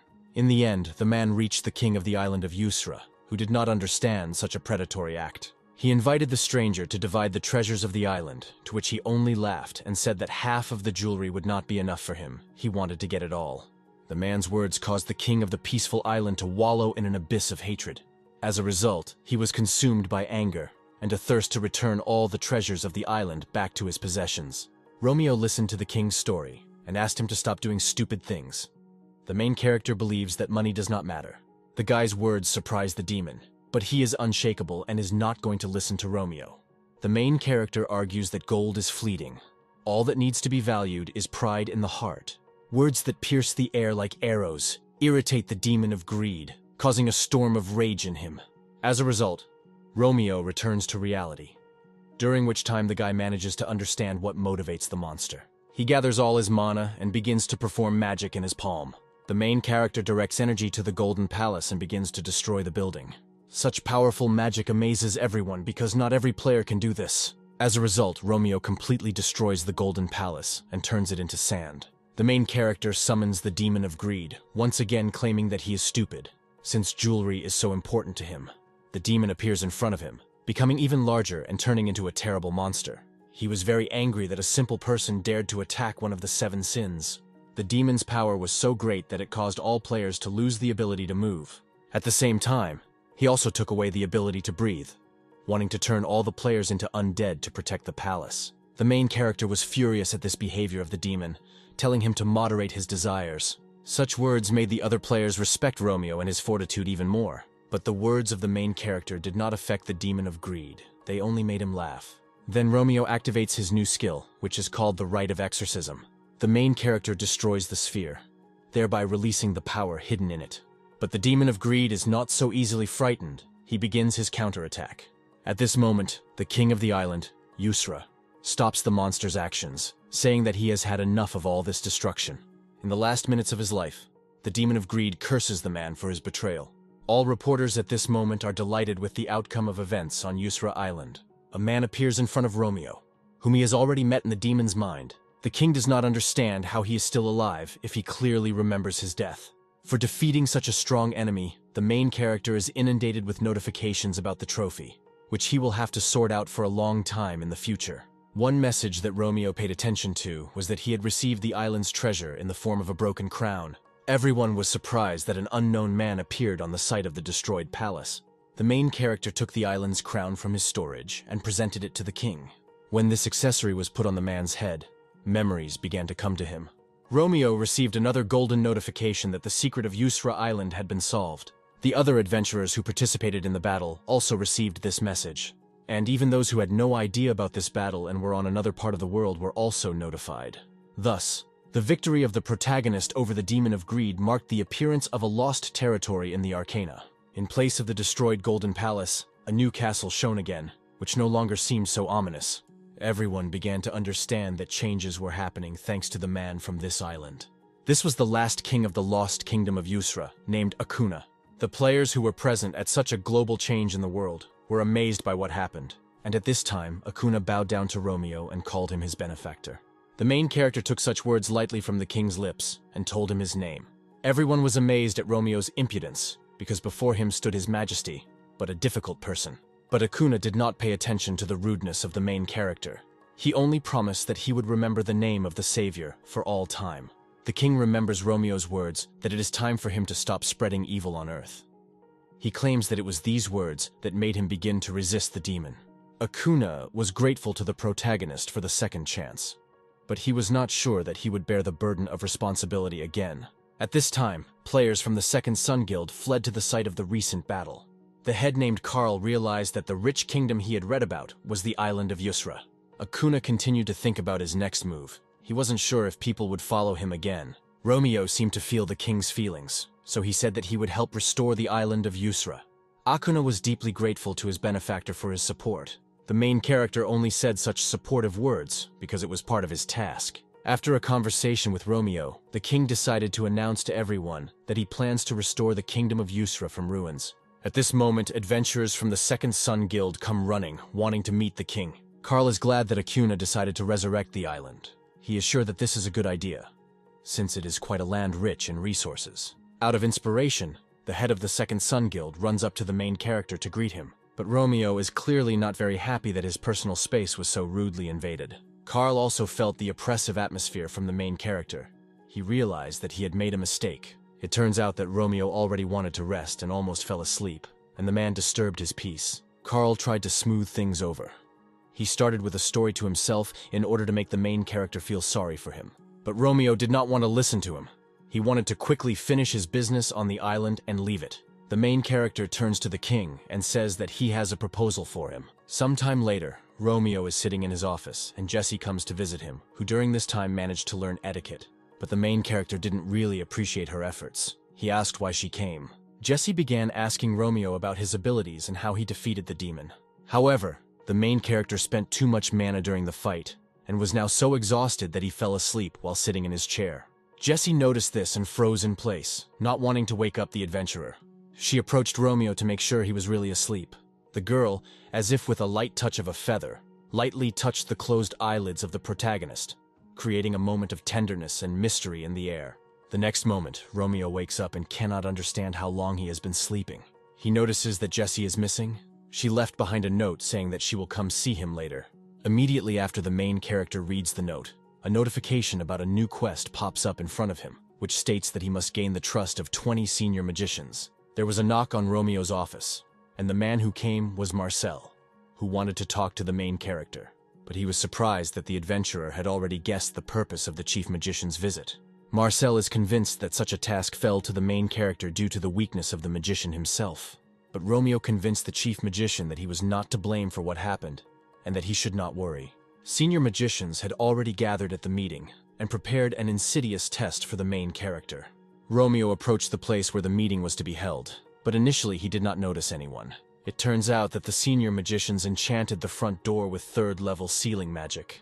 Romeo was about to move away from the place where the older magicians were hiding, but Romeo's strength allowed him to easily solve this riddle. All the assembled senior mages were amazed at the protagonist's ability. Even Marcel would have taken longer to open the door. Romeo confidently entered the auditorium where the meeting was to take place. He was furious that the magicians dared to take up so much of his time for their whim. The main character angrily approached one of the senior magicians, expecting to hear an explanation. But Romeo was too exhausted that he fell asleep standing up, scaring the girl even more. The main character found the strength to continue the conversation. He said that only this time he would forgive such rudeness towards himself. The other magicians were also amazed by Romeo's strength. They themselves were not sure that they could destroy the sealing spell of such power. One of the senior magicians remembered that he had already heard about a white-haired young man who came to a recent event without an invitation. The girl also heard the words of her colleague. Now she began to understand why Marcel trusts Romeo. Meanwhile, the main character returned to his office and discovered that during a recent meeting with magicians, he had managed to gain the trust of 3 sorcerers. This upset Romeo a little, but all he could think about now was to go to bed as soon as possible. The main character begins to think that this was a good start after all. He decides to get some sleep and then deal with the obtained treasures of Yusra Island. Suddenly, on the table, the main character notices a piece of parchment, which in addition also speaks. It turns out that this is the voice of Marcel, who communicates with Romeo in this way. Such an innovation in the world of magicians surprises the main character. He does not understand at all how to use it. After several unsuccessful attempts, Romeo throws the parchment into the urn. But Marcel does not plan to leave the main character. He wants to apologize for the rudeness of the older magicians. The magician talks about how other sorcerers are accustomed to constantly proving their strength, so they behave this way, and they can still trust Romeo, since they underestimate his strength. Marcel's last words made James nervous because his character doesn't know how to lose. And indeed, Romeo, having heard that he was underestimated, immediately changed his face and a smile appeared on him. The adventurer said with confidence in his voice that if you are underestimated, then you just have to make sure that you are overestimated. Marcel realized that he, too, was rude to Romeo by trying to apologize to him through the parchment. So he plans to visit the protagonist in person. Romeo tried to stop the chief magician, but he was unshakable in his decision. Immediately after the conversation, the main character again began to think about a new quest for him to obtain the support of senior magicians. In thought, Romeo began to conjure. He understood that his level was still not enough for the level of great sorcerers. However, the main character was able to instantly change his magic to a completely different one, without making much effort. James did not appreciate Romeo's actions, calling him a proud tyrant count. At that moment, Marcel entered the main character's office, who was in a hurry to personally apologize to the adventurer. Romeo's face immediately changed. He considered this skill to be another of his talents. Upon entering, the main magician noticed a huge residual trace of mana that the main character left while playing with magic. Claire approached him from behind, who was also amazed at the beauty in the room. The rest of the senior magicians also wanted to look at this beautiful trace of magic. They thought that Marcel was involved in this miracle. But the chief magician began to deny the incorrect assumptions and said that Romeo had created all this. But when Marcel turned around to the place where the main character had recently been sitting, he discovered that it was already empty. Meanwhile, Romeo tried to run away from this tower, to where he could rest. However, even here his path was blocked by other wizards, who were also delighted with the abilities of the protagonist. They asked him to solve a riddle, which only became more difficult when using magic. Romeo solved this puzzle in a second by using an anti-magic spell, thereby plunging the magicians into shock. The main character calmly walked down the stairs, analyzing the task that he had been given. It turns out that 7 magicians already trust the adventurer. But even here, Romeo's path is blocked by reporters who want to know everything about what happened on Yusra Island, and the guy's opinion about the dispute about his abilities. James also notices that on the other side, their way was blocked by magicians who wanted to learn more about Romeo's magic. Fortunately for himself, the main character notices that the door next to him seems to have come to life. Having no other choice, it immediately passes through, leaving people in the dark. When the main character goes through magic, he notices that a girl is sitting in the office. Romeo remembers that he saw her earlier at a meeting of senior magicians, where she performed her duties. The sorceress is amused by the protagonist's words that he can easily control magic.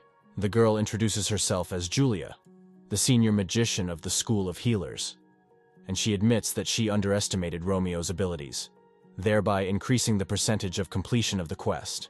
The main character returned home. He began to read about the controversy that had erupted on the internet and discovered that he did not have to worry too much. During this time, Romeo continued to clean the apartment. He was still completing tasks to increase physical activity.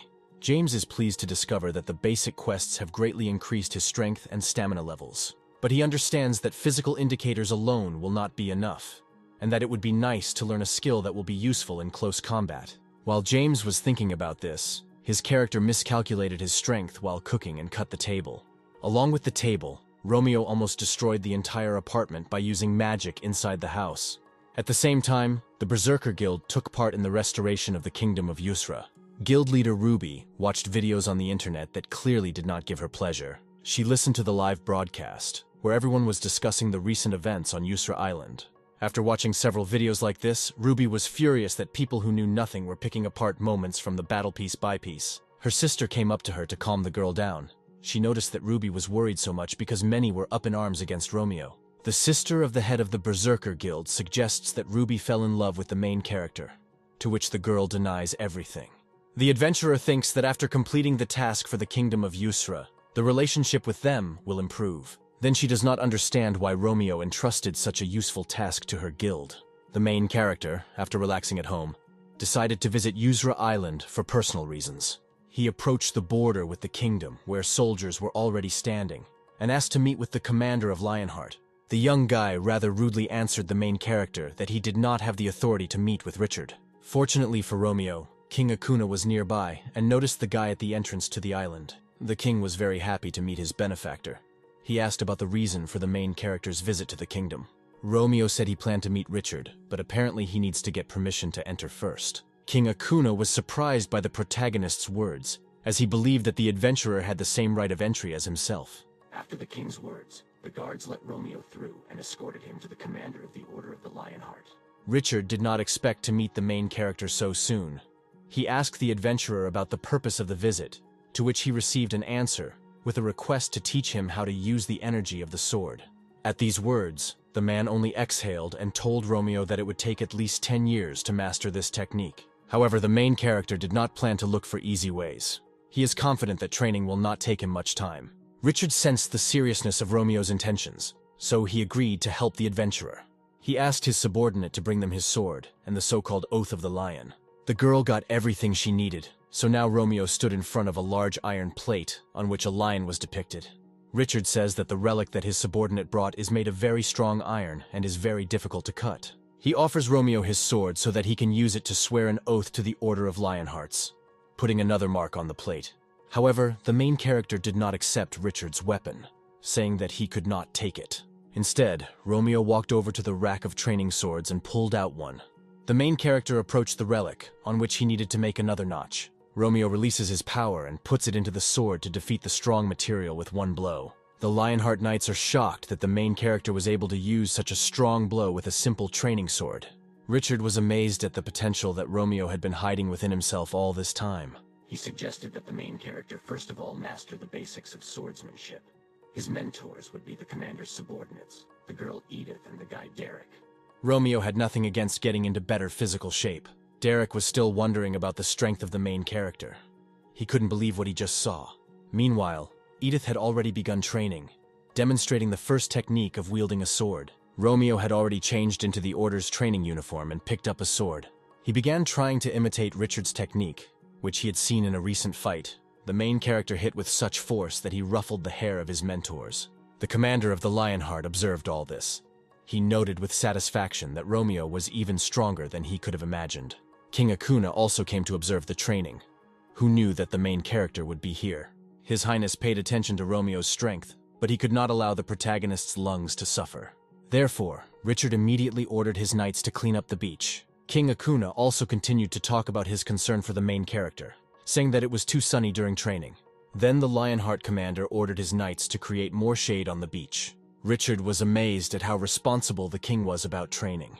Therefore, he also decided to join her to remember his youth. Edith and Derek were terrified that they would have to train with the commander, since they knew that Richard would not let them go until they were all exhausted. Commander Lionheart invited Romeo to work out with him, to which the main character replied that he did not mind. The training continued with the addition of another high-ranking person. At this time, in the Magician's Tower, one of the sorcerers was sitting in his office and filling out documents. It was a stately man with long black hair, the senior magician of the School of Sorcerers, Matisse Dean Carl. He was visited by one of his subordinates who was appraising the items given to him by Romeo. Matisse listened carefully to the magician. He was surprised that one person could own a large number of rare artifacts. It was already late, the moon was shining in the sky, and the training was just now coming to an end. Everyone had already gone to bed in order to recover quickly. Only the main character continued to carry out his daily mission to increase physical strength. Suddenly an owl flies to him, bringing parchment in its paws. This turns out to be the senior magician of the School of Sorcerers, Matisse, who wants to tell the main character the value of his things. He talks about the cost of each item brought for evaluation. Romeo says that he wants his silk and emerald crystal to be made into a useful item, to which Matisse tells him that they can charge a large sum for production, but the main character doesn't care about the cost. The result is important to him.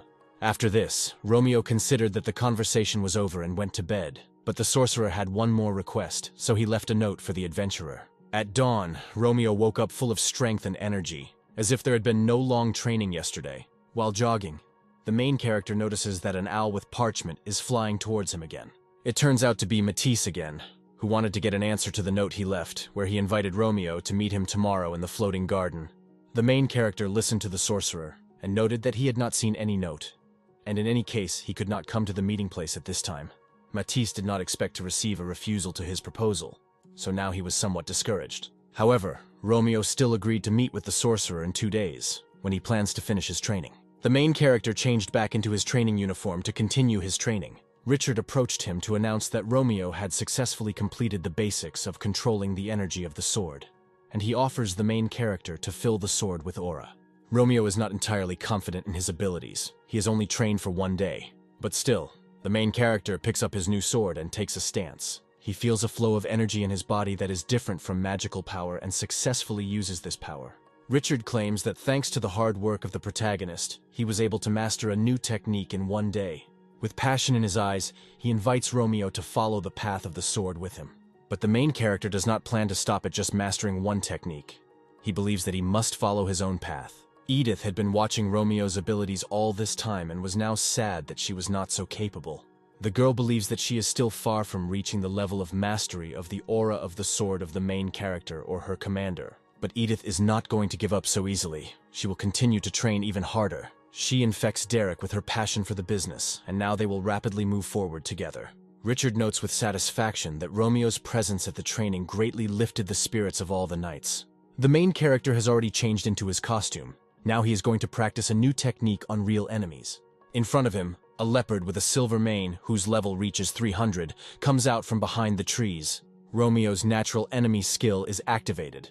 Now he is unhappy that the monster showed disrespect to him. In the same forest, the leader of the shadow mercenaries, Kitch, was looking for her comrades. She noticed that the adventurer had encountered the field boss of Yusra Island. But Kitch doesn't plan to help the main character, since it's in her best interest that the leopard is busy with something and doesn't bother her team. She heads towards the kingdom of Yusra to keep her promise to the mercenaries. James is terrified that his first opponent in a real fight will be such a dangerous monster. The guy imagines that as soon as he moves, the leopard will tear him into pieces. But Romeo is not at all afraid of the monster standing in front of him. He decides that now is the time to show what he has learned. The leopard rushes at the main character with all its speed, wanting to bite off a piece of flesh from him. James began to think that his adventures with his character had come to an end. But at the end he noticed something strange about the monster. Romeo activates the sword's aura, as he did before in training. It turns out that the leopard was a strong and slow opponent. Therefore, the main character ends the fight with one blow of the sword. Romeo tries to pretend that this fight is too easy for him, but James understands that physically it was a difficult fight. Matisse is already waiting for the main character floating in the garden at the appointed time.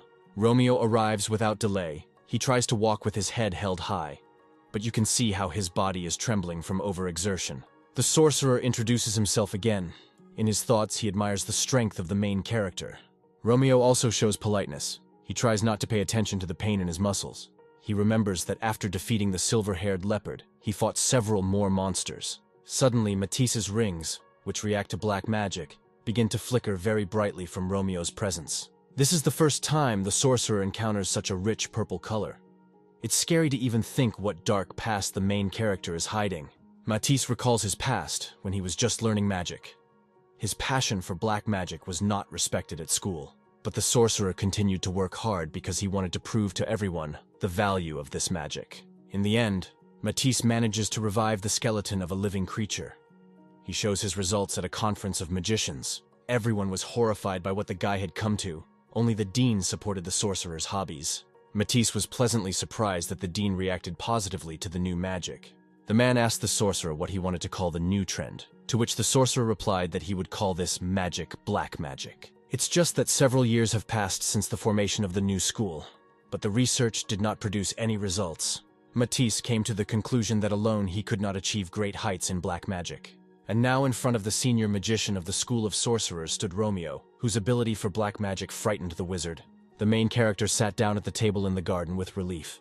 He showed interest in Matisse's rings. The sorcerer happily answered Romeo that his rings are sensitive to black magic, thereby helping to measure the potential of mastering this type of magic.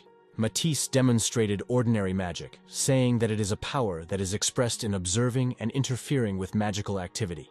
In his other hand, the sorcerer showed black magic, which uses the inner darkness of a person. Matisse once again presented all the horrors that the main character might have experienced in the past. But Romeo, after listening to the sorcerer, only noted that it is impolite to evaluate a person's past at the first meeting. Matisse was immediately embarrassed and apologized to the main character for his inappropriate behavior. Romeo accepted the sorcerer's apology and became interested in another type of magic, since black magic can be used at the moment when mana has been exhausted. Matisse was hooked on the words of the protagonist and suggested that he follow the path of black magic. The main character noted with surprise that one more person had been added to the number of senior magicians who recognized the player. As soon as the time for the meeting with Matisse was over, Romeo went to his office, finally telling the sorcerer that he would contact him later. In his laboratory, the main character again received a magical parchment for a remote conversation. These messages were from several senior mages. James happily notes that they successfully completed the task of receiving gratitude. Only joy can be overcome by an unexpected in-game notification that a new feature is available. At the same time, people were discussing the emergence of a new kingdom, Yusra. The live broadcast was watched by the head of the guild, Guyon, and his brother. They discussed the latest events. Kristoff was grateful to the protagonist for allowing them to take part in the reconstruction of the kingdom, thanks to which they rose from 5th place in the ranking to 3rd. Jack began reading the comments under the video and noticed a message that people were disappointed with their refusal to cooperate with the Myth Guild. Kristoff was furious that this clan had bribed the press here too. In another part of the city, someone was sucking out his life energy from a man. This was the head of the Myth Guild named Ada. She was currently talking with her secretary. And in parallel with this, the girl watched her new toy in the person of the main character. Out of excitement, she showed her true appearance as a demon and prepared to go to the kingdom of Yusra. Romeo is distracted from watching the new feature by a notification on his phone. It's his sisters discussing their brother's heroic behavior. Suddenly, a magical parchment from the tower comes into his hands again. Several wizards immediately decided to ask Romeo to join their research. But the main character was not going to get himself involved in the affairs of the magic tower, so he quickly escaped from it. Now he was next to King Akuna, having a pleasant conversation and a cup of tea. His Highness was greatly amused by Romeo's story that he was seeking peace on the island from the wizards in the magic tower. Suddenly, the main character receives a notification that someone is calling him. It was the sister who was unhappy that James was risking his life. The other sisters were happy for the popularity of the main character, which they informed him about. Romeo can't stand the pressure that comes over him, so he hangs up, thanking his sisters for their support and concern for him. King Yusra allocated one of the new houses on the island to the main character. Romeo returned home. He wanted to rest, but before that he should check the news. Suddenly, the main character notices something unpleasant that worries him greatly. It turns out that there is a lot of dust in this house, which Romeo cannot stand. At this time, at the temporary headquarters of the Gaon Guild on the island of Yusra, Kristoff tried to understand why his clan's shares had fallen by several %. He believes that the reason for this fall was the Myth Guild, which he had previously refused to cooperate with. While Kristoff was cursing the actions of his enemies, Ada approached him from behind. The head of the guild, Gaon, did not immediately notice her, but the unexpected meeting did not please him. Jack ran to find out how their guards could let Ada through, but unfortunately for himself, he discovered that all the people were unconscious. This attitude infuriated him, as this incident could lead to a guild war. In response to these words, Ada began to use her abilities, acting on Jack's mind. Kristoff also did not stand aside. He demanded that the girl stop her manipulations. At this time, Jack was trying to understand the source of Ada's power. He wanted to warn his brother, but could not move. The main character was approaching the temporary camp of the Gaon Guild, who noticed unconscious people lying in front of the entrance. Fortunately, the guild dispute was stopped when Romeo went inside the tent. The main character felt that a demon had appeared on the island, so he came here. Romeo shows the video, which was uploaded to the internet on Ada's orders, and calls the girl a demon. Such words amuse the head of the Myth Guild. She is glad that the adventurer himself came to her, since initially she planned to obtain information through the Gon clan. Ada approaches Romeo, using all her charm to take over the guy's mind. But the main character is a difficult person, so such charms do not work on him, and he easily manages to resist the girl. Romeo asked Jack to explain to him about the video he showed earlier. The guy said that this was an attempt by the Gaon Guild to counter false rumors that the main character gives preference only to guilds close to him.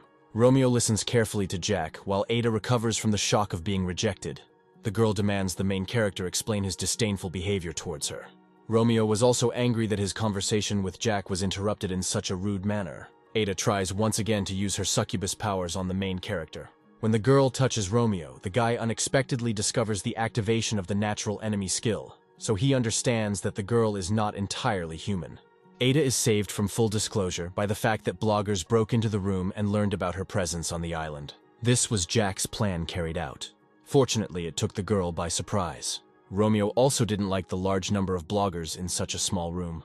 Ada suggested that the main character go to a more secluded place where they could be alone, to which Romeo categorically answers no, since he does not go to unplanned meetings. The guy invites Ada to learn etiquette, and only then offer to meet him. The girl did not expect to be rejected, since this had never happened to her before. People on the internet began to criticize Ada, thereby destroying her image of an ideal woman. Ada raised her head up and met her demonic reflection. The succubus offered the girl help in dealing with all these people on the internet. But Ada is trying to resist the one who has been a part of her all this time. The girl believes that all this time the demon inside her has only been hindering her. It's time to end her suffering. Ada regains control of her body and holds the glass shard to her throat. The succubus tries to resist the fact that the girl wants to kill herself. She tries to stop the bleeding. The real Ada begins to understand that everything she has achieved in this life is not thanks to the efforts of the demon, so she no longer sees the point in obeying him. The girl tries to weaken the succubus even more, so she sticks a shard of glass into her stomach. She remembers her recent meeting with Romeo and his gaze looking straight at her. Ada understands that the main character is the only person who saw the real her. At the end, he even said goodbye to her, and not to the demon, promising to meet again. The succubus also saw Ada's memories. The demon realized that Romeo was to blame for all the changes in the girl's consciousness. To save his physical shell, the succubus, having taken possession of the body back, runs out of the bathroom where he meets with the guard. The demon drains the man's life energy to restore his strength. Sometime later, Romeo at home discovers that his natural enemy skill is activated again. The main character, filled with determination, is ready to meet the uninvited guest, preparing for any tests and challenges.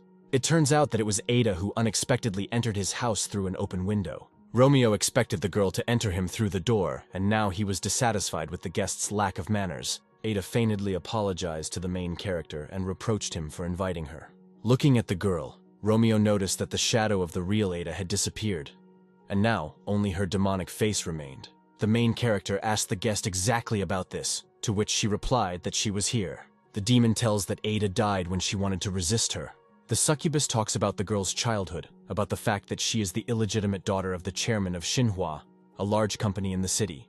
When Ada was 8 years old, everyone learned about her existence through an article on the internet. Since then, the girl began to be bullied, first in elementary school, and then in high school. Everyone considered her dirty. But when Ada was finishing school, her mother died, and her father, the chairman of Manhwa, took in his daughter.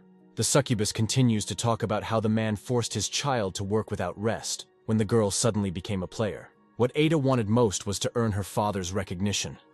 And when her guild became successful, she succeeded. Romeo listened carefully to the succubus's story.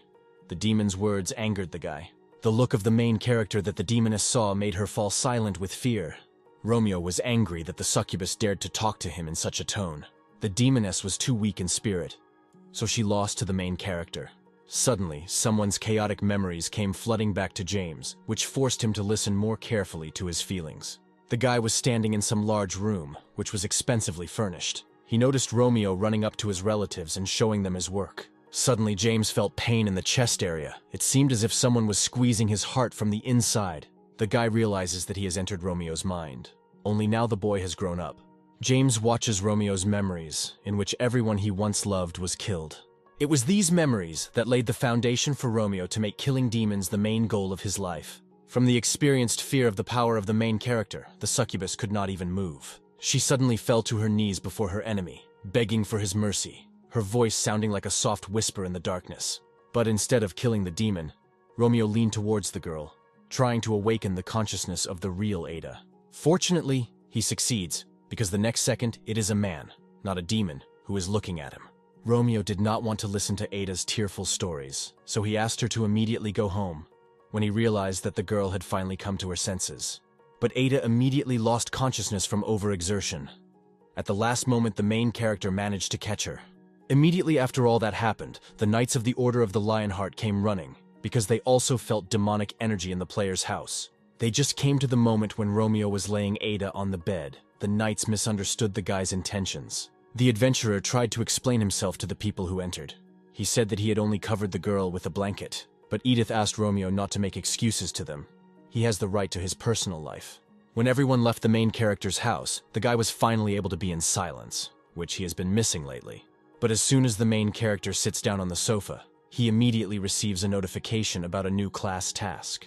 At the same time, a message arrives at the developer headquarters office about the opening of a new area, the northern city of Frost. This news quickly spreads all over the internet and television. Everyone began to discuss it. James is horrified to discover that his new class assignment involves defeating the Demon King. The guy wanted to immediately tell the entire internet about this to share this news with everyone. During this time, Romeo remembers his past when he was just beginning his journey as a demon hunter. His mentor gives him a book of all the known demon kings and insists that the guy remember them all. since there are not many survivors after meeting even the weakest king. After the article was published on the internet, James lost interest in it. He felt that he had done everything he could to inform the players. A certain green bird flies into the main character's house, which distracts the guy's attention from his thoughts. It turns out that this is a messenger from the magic tower.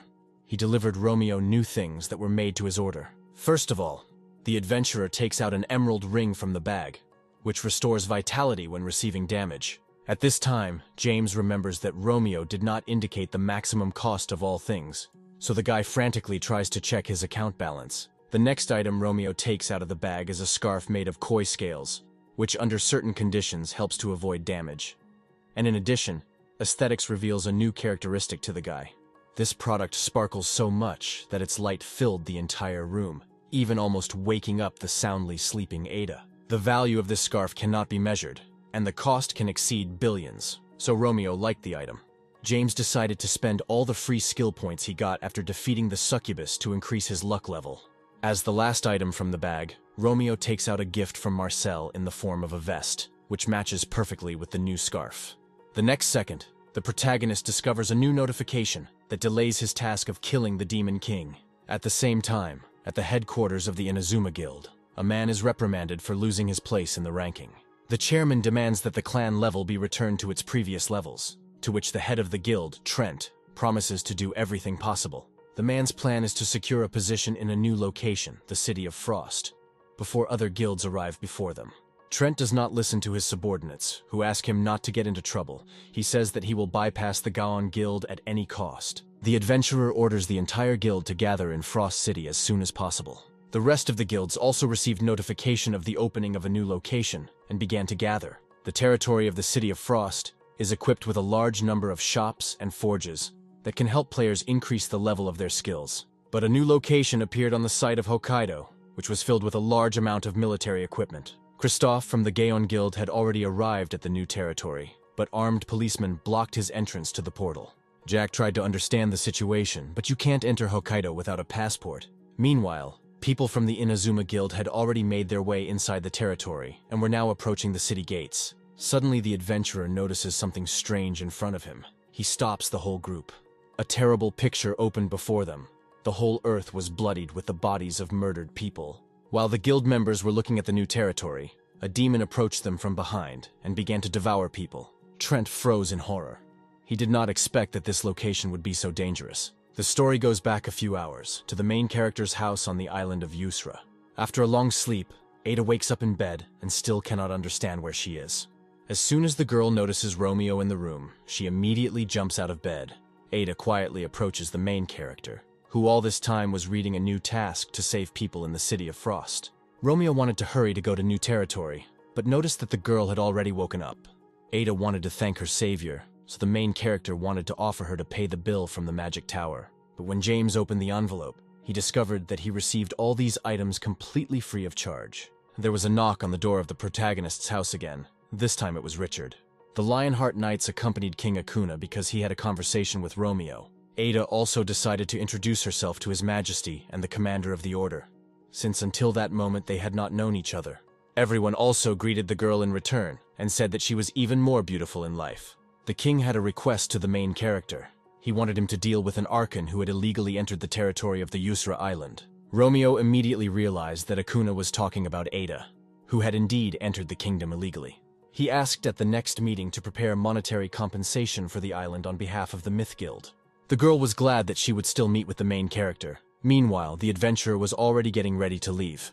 Everyone present was amazed that Romeo was getting ready to go somewhere so quickly. The main character did not deceive his comrades. He honestly admitted that the King of Demons was raging in the territory of the City of Frost. Christophe tried to negotiate with the border guards to let them through to the new location. The head of the Guild Gaon was already losing his little patience. The adventurer is stopped from arguing with the military by the newly arrived members of the Shining Guild. Samuel threatened a military world conflict because their actions violated the rules of the player's organization.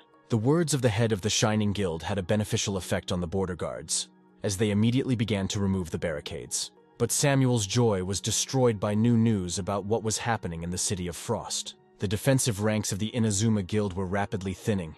They could not cope with the onslaught of demons. And finally, the monster reached Trent, promising him martyrdom. But fortunately for him, the main character comes to his aid and uses his magical abilities. He and Kristoff cut the demon in half, thereby saving Trent's life. The adventurer was already ready to die, but now he was trying to understand who the people who saved him were. Trent recognizes Kristoff.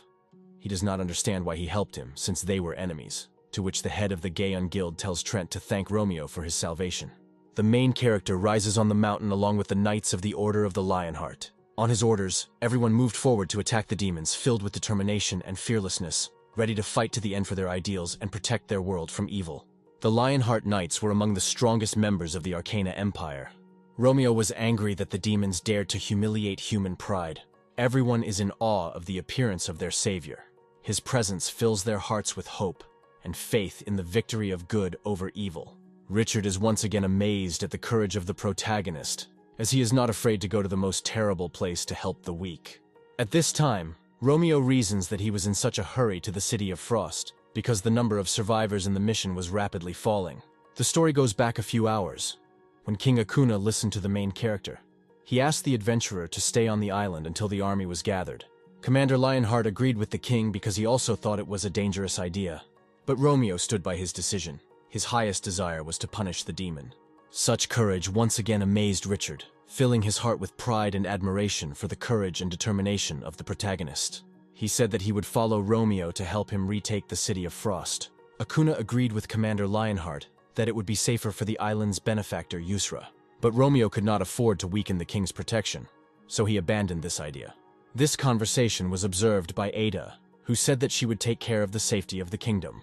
Akuna agreed with her, so Romeo could move forward with the Order of the Lionheart. Trent wants to find out from the head of the Gaon Guild who the main character is, and why he should be grateful to him. Kristoff replies that it was Romeo who insisted that rescuing Frost's survivors was a priority.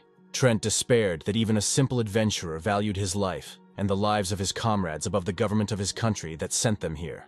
Romeo noted with satisfaction that the Knights of the Order of the Lionheart are not in vain called the strongest knights of the Empire, nor have they successfully fought against demons. The main character decided that the battle around the City of Frost was coming to an end, and it was time to go inside. Romeo, having gathered his inner strength and concentrated, resorts to magic. The Shining Guild was also approaching the city when Samuel noticed a strange energy. He remembered that before leaving, he read an article on the internet that caught his attention. It said that a demon king lives in the City of Frost, and these are the words the main character said when leaving the portal. The blogger also quickly ran towards the new location in order to better cover the events of this battle. But all conversation stopped when they noticed the magical trail that Romeo left after his magic. Everyone was amazed that one person could create such a large number of water drops. Romeo, using his magic directed at the elements of nature, froze the castle. Jessie also watched the magic of the protagonist. The only thing that upset her was that this beauty would not last long. From such a rough impact, the wooden gates of the castle collapsed with a crash. All participants in this battle received notification of a new task, in which they had to free the City of Frost from the Demon King. Richard admired the protagonist's abilities. He had never seen such an amazing siege. The commander of the Order of the Lionheart said that he would follow Romeo. But the adventurer was alarmed by the increasing amount of evil energy that was emanating from the city. Kristoff also expressed his respect to the main character. He was about to go on the offensive, but Romeo asked him to stop, as his sense of danger was only growing. And indeed, while Kristoff was distracted from the walls of the city, a large number of demons emerged from them, each of which was no less dangerous than the monsters encountered up to that moment.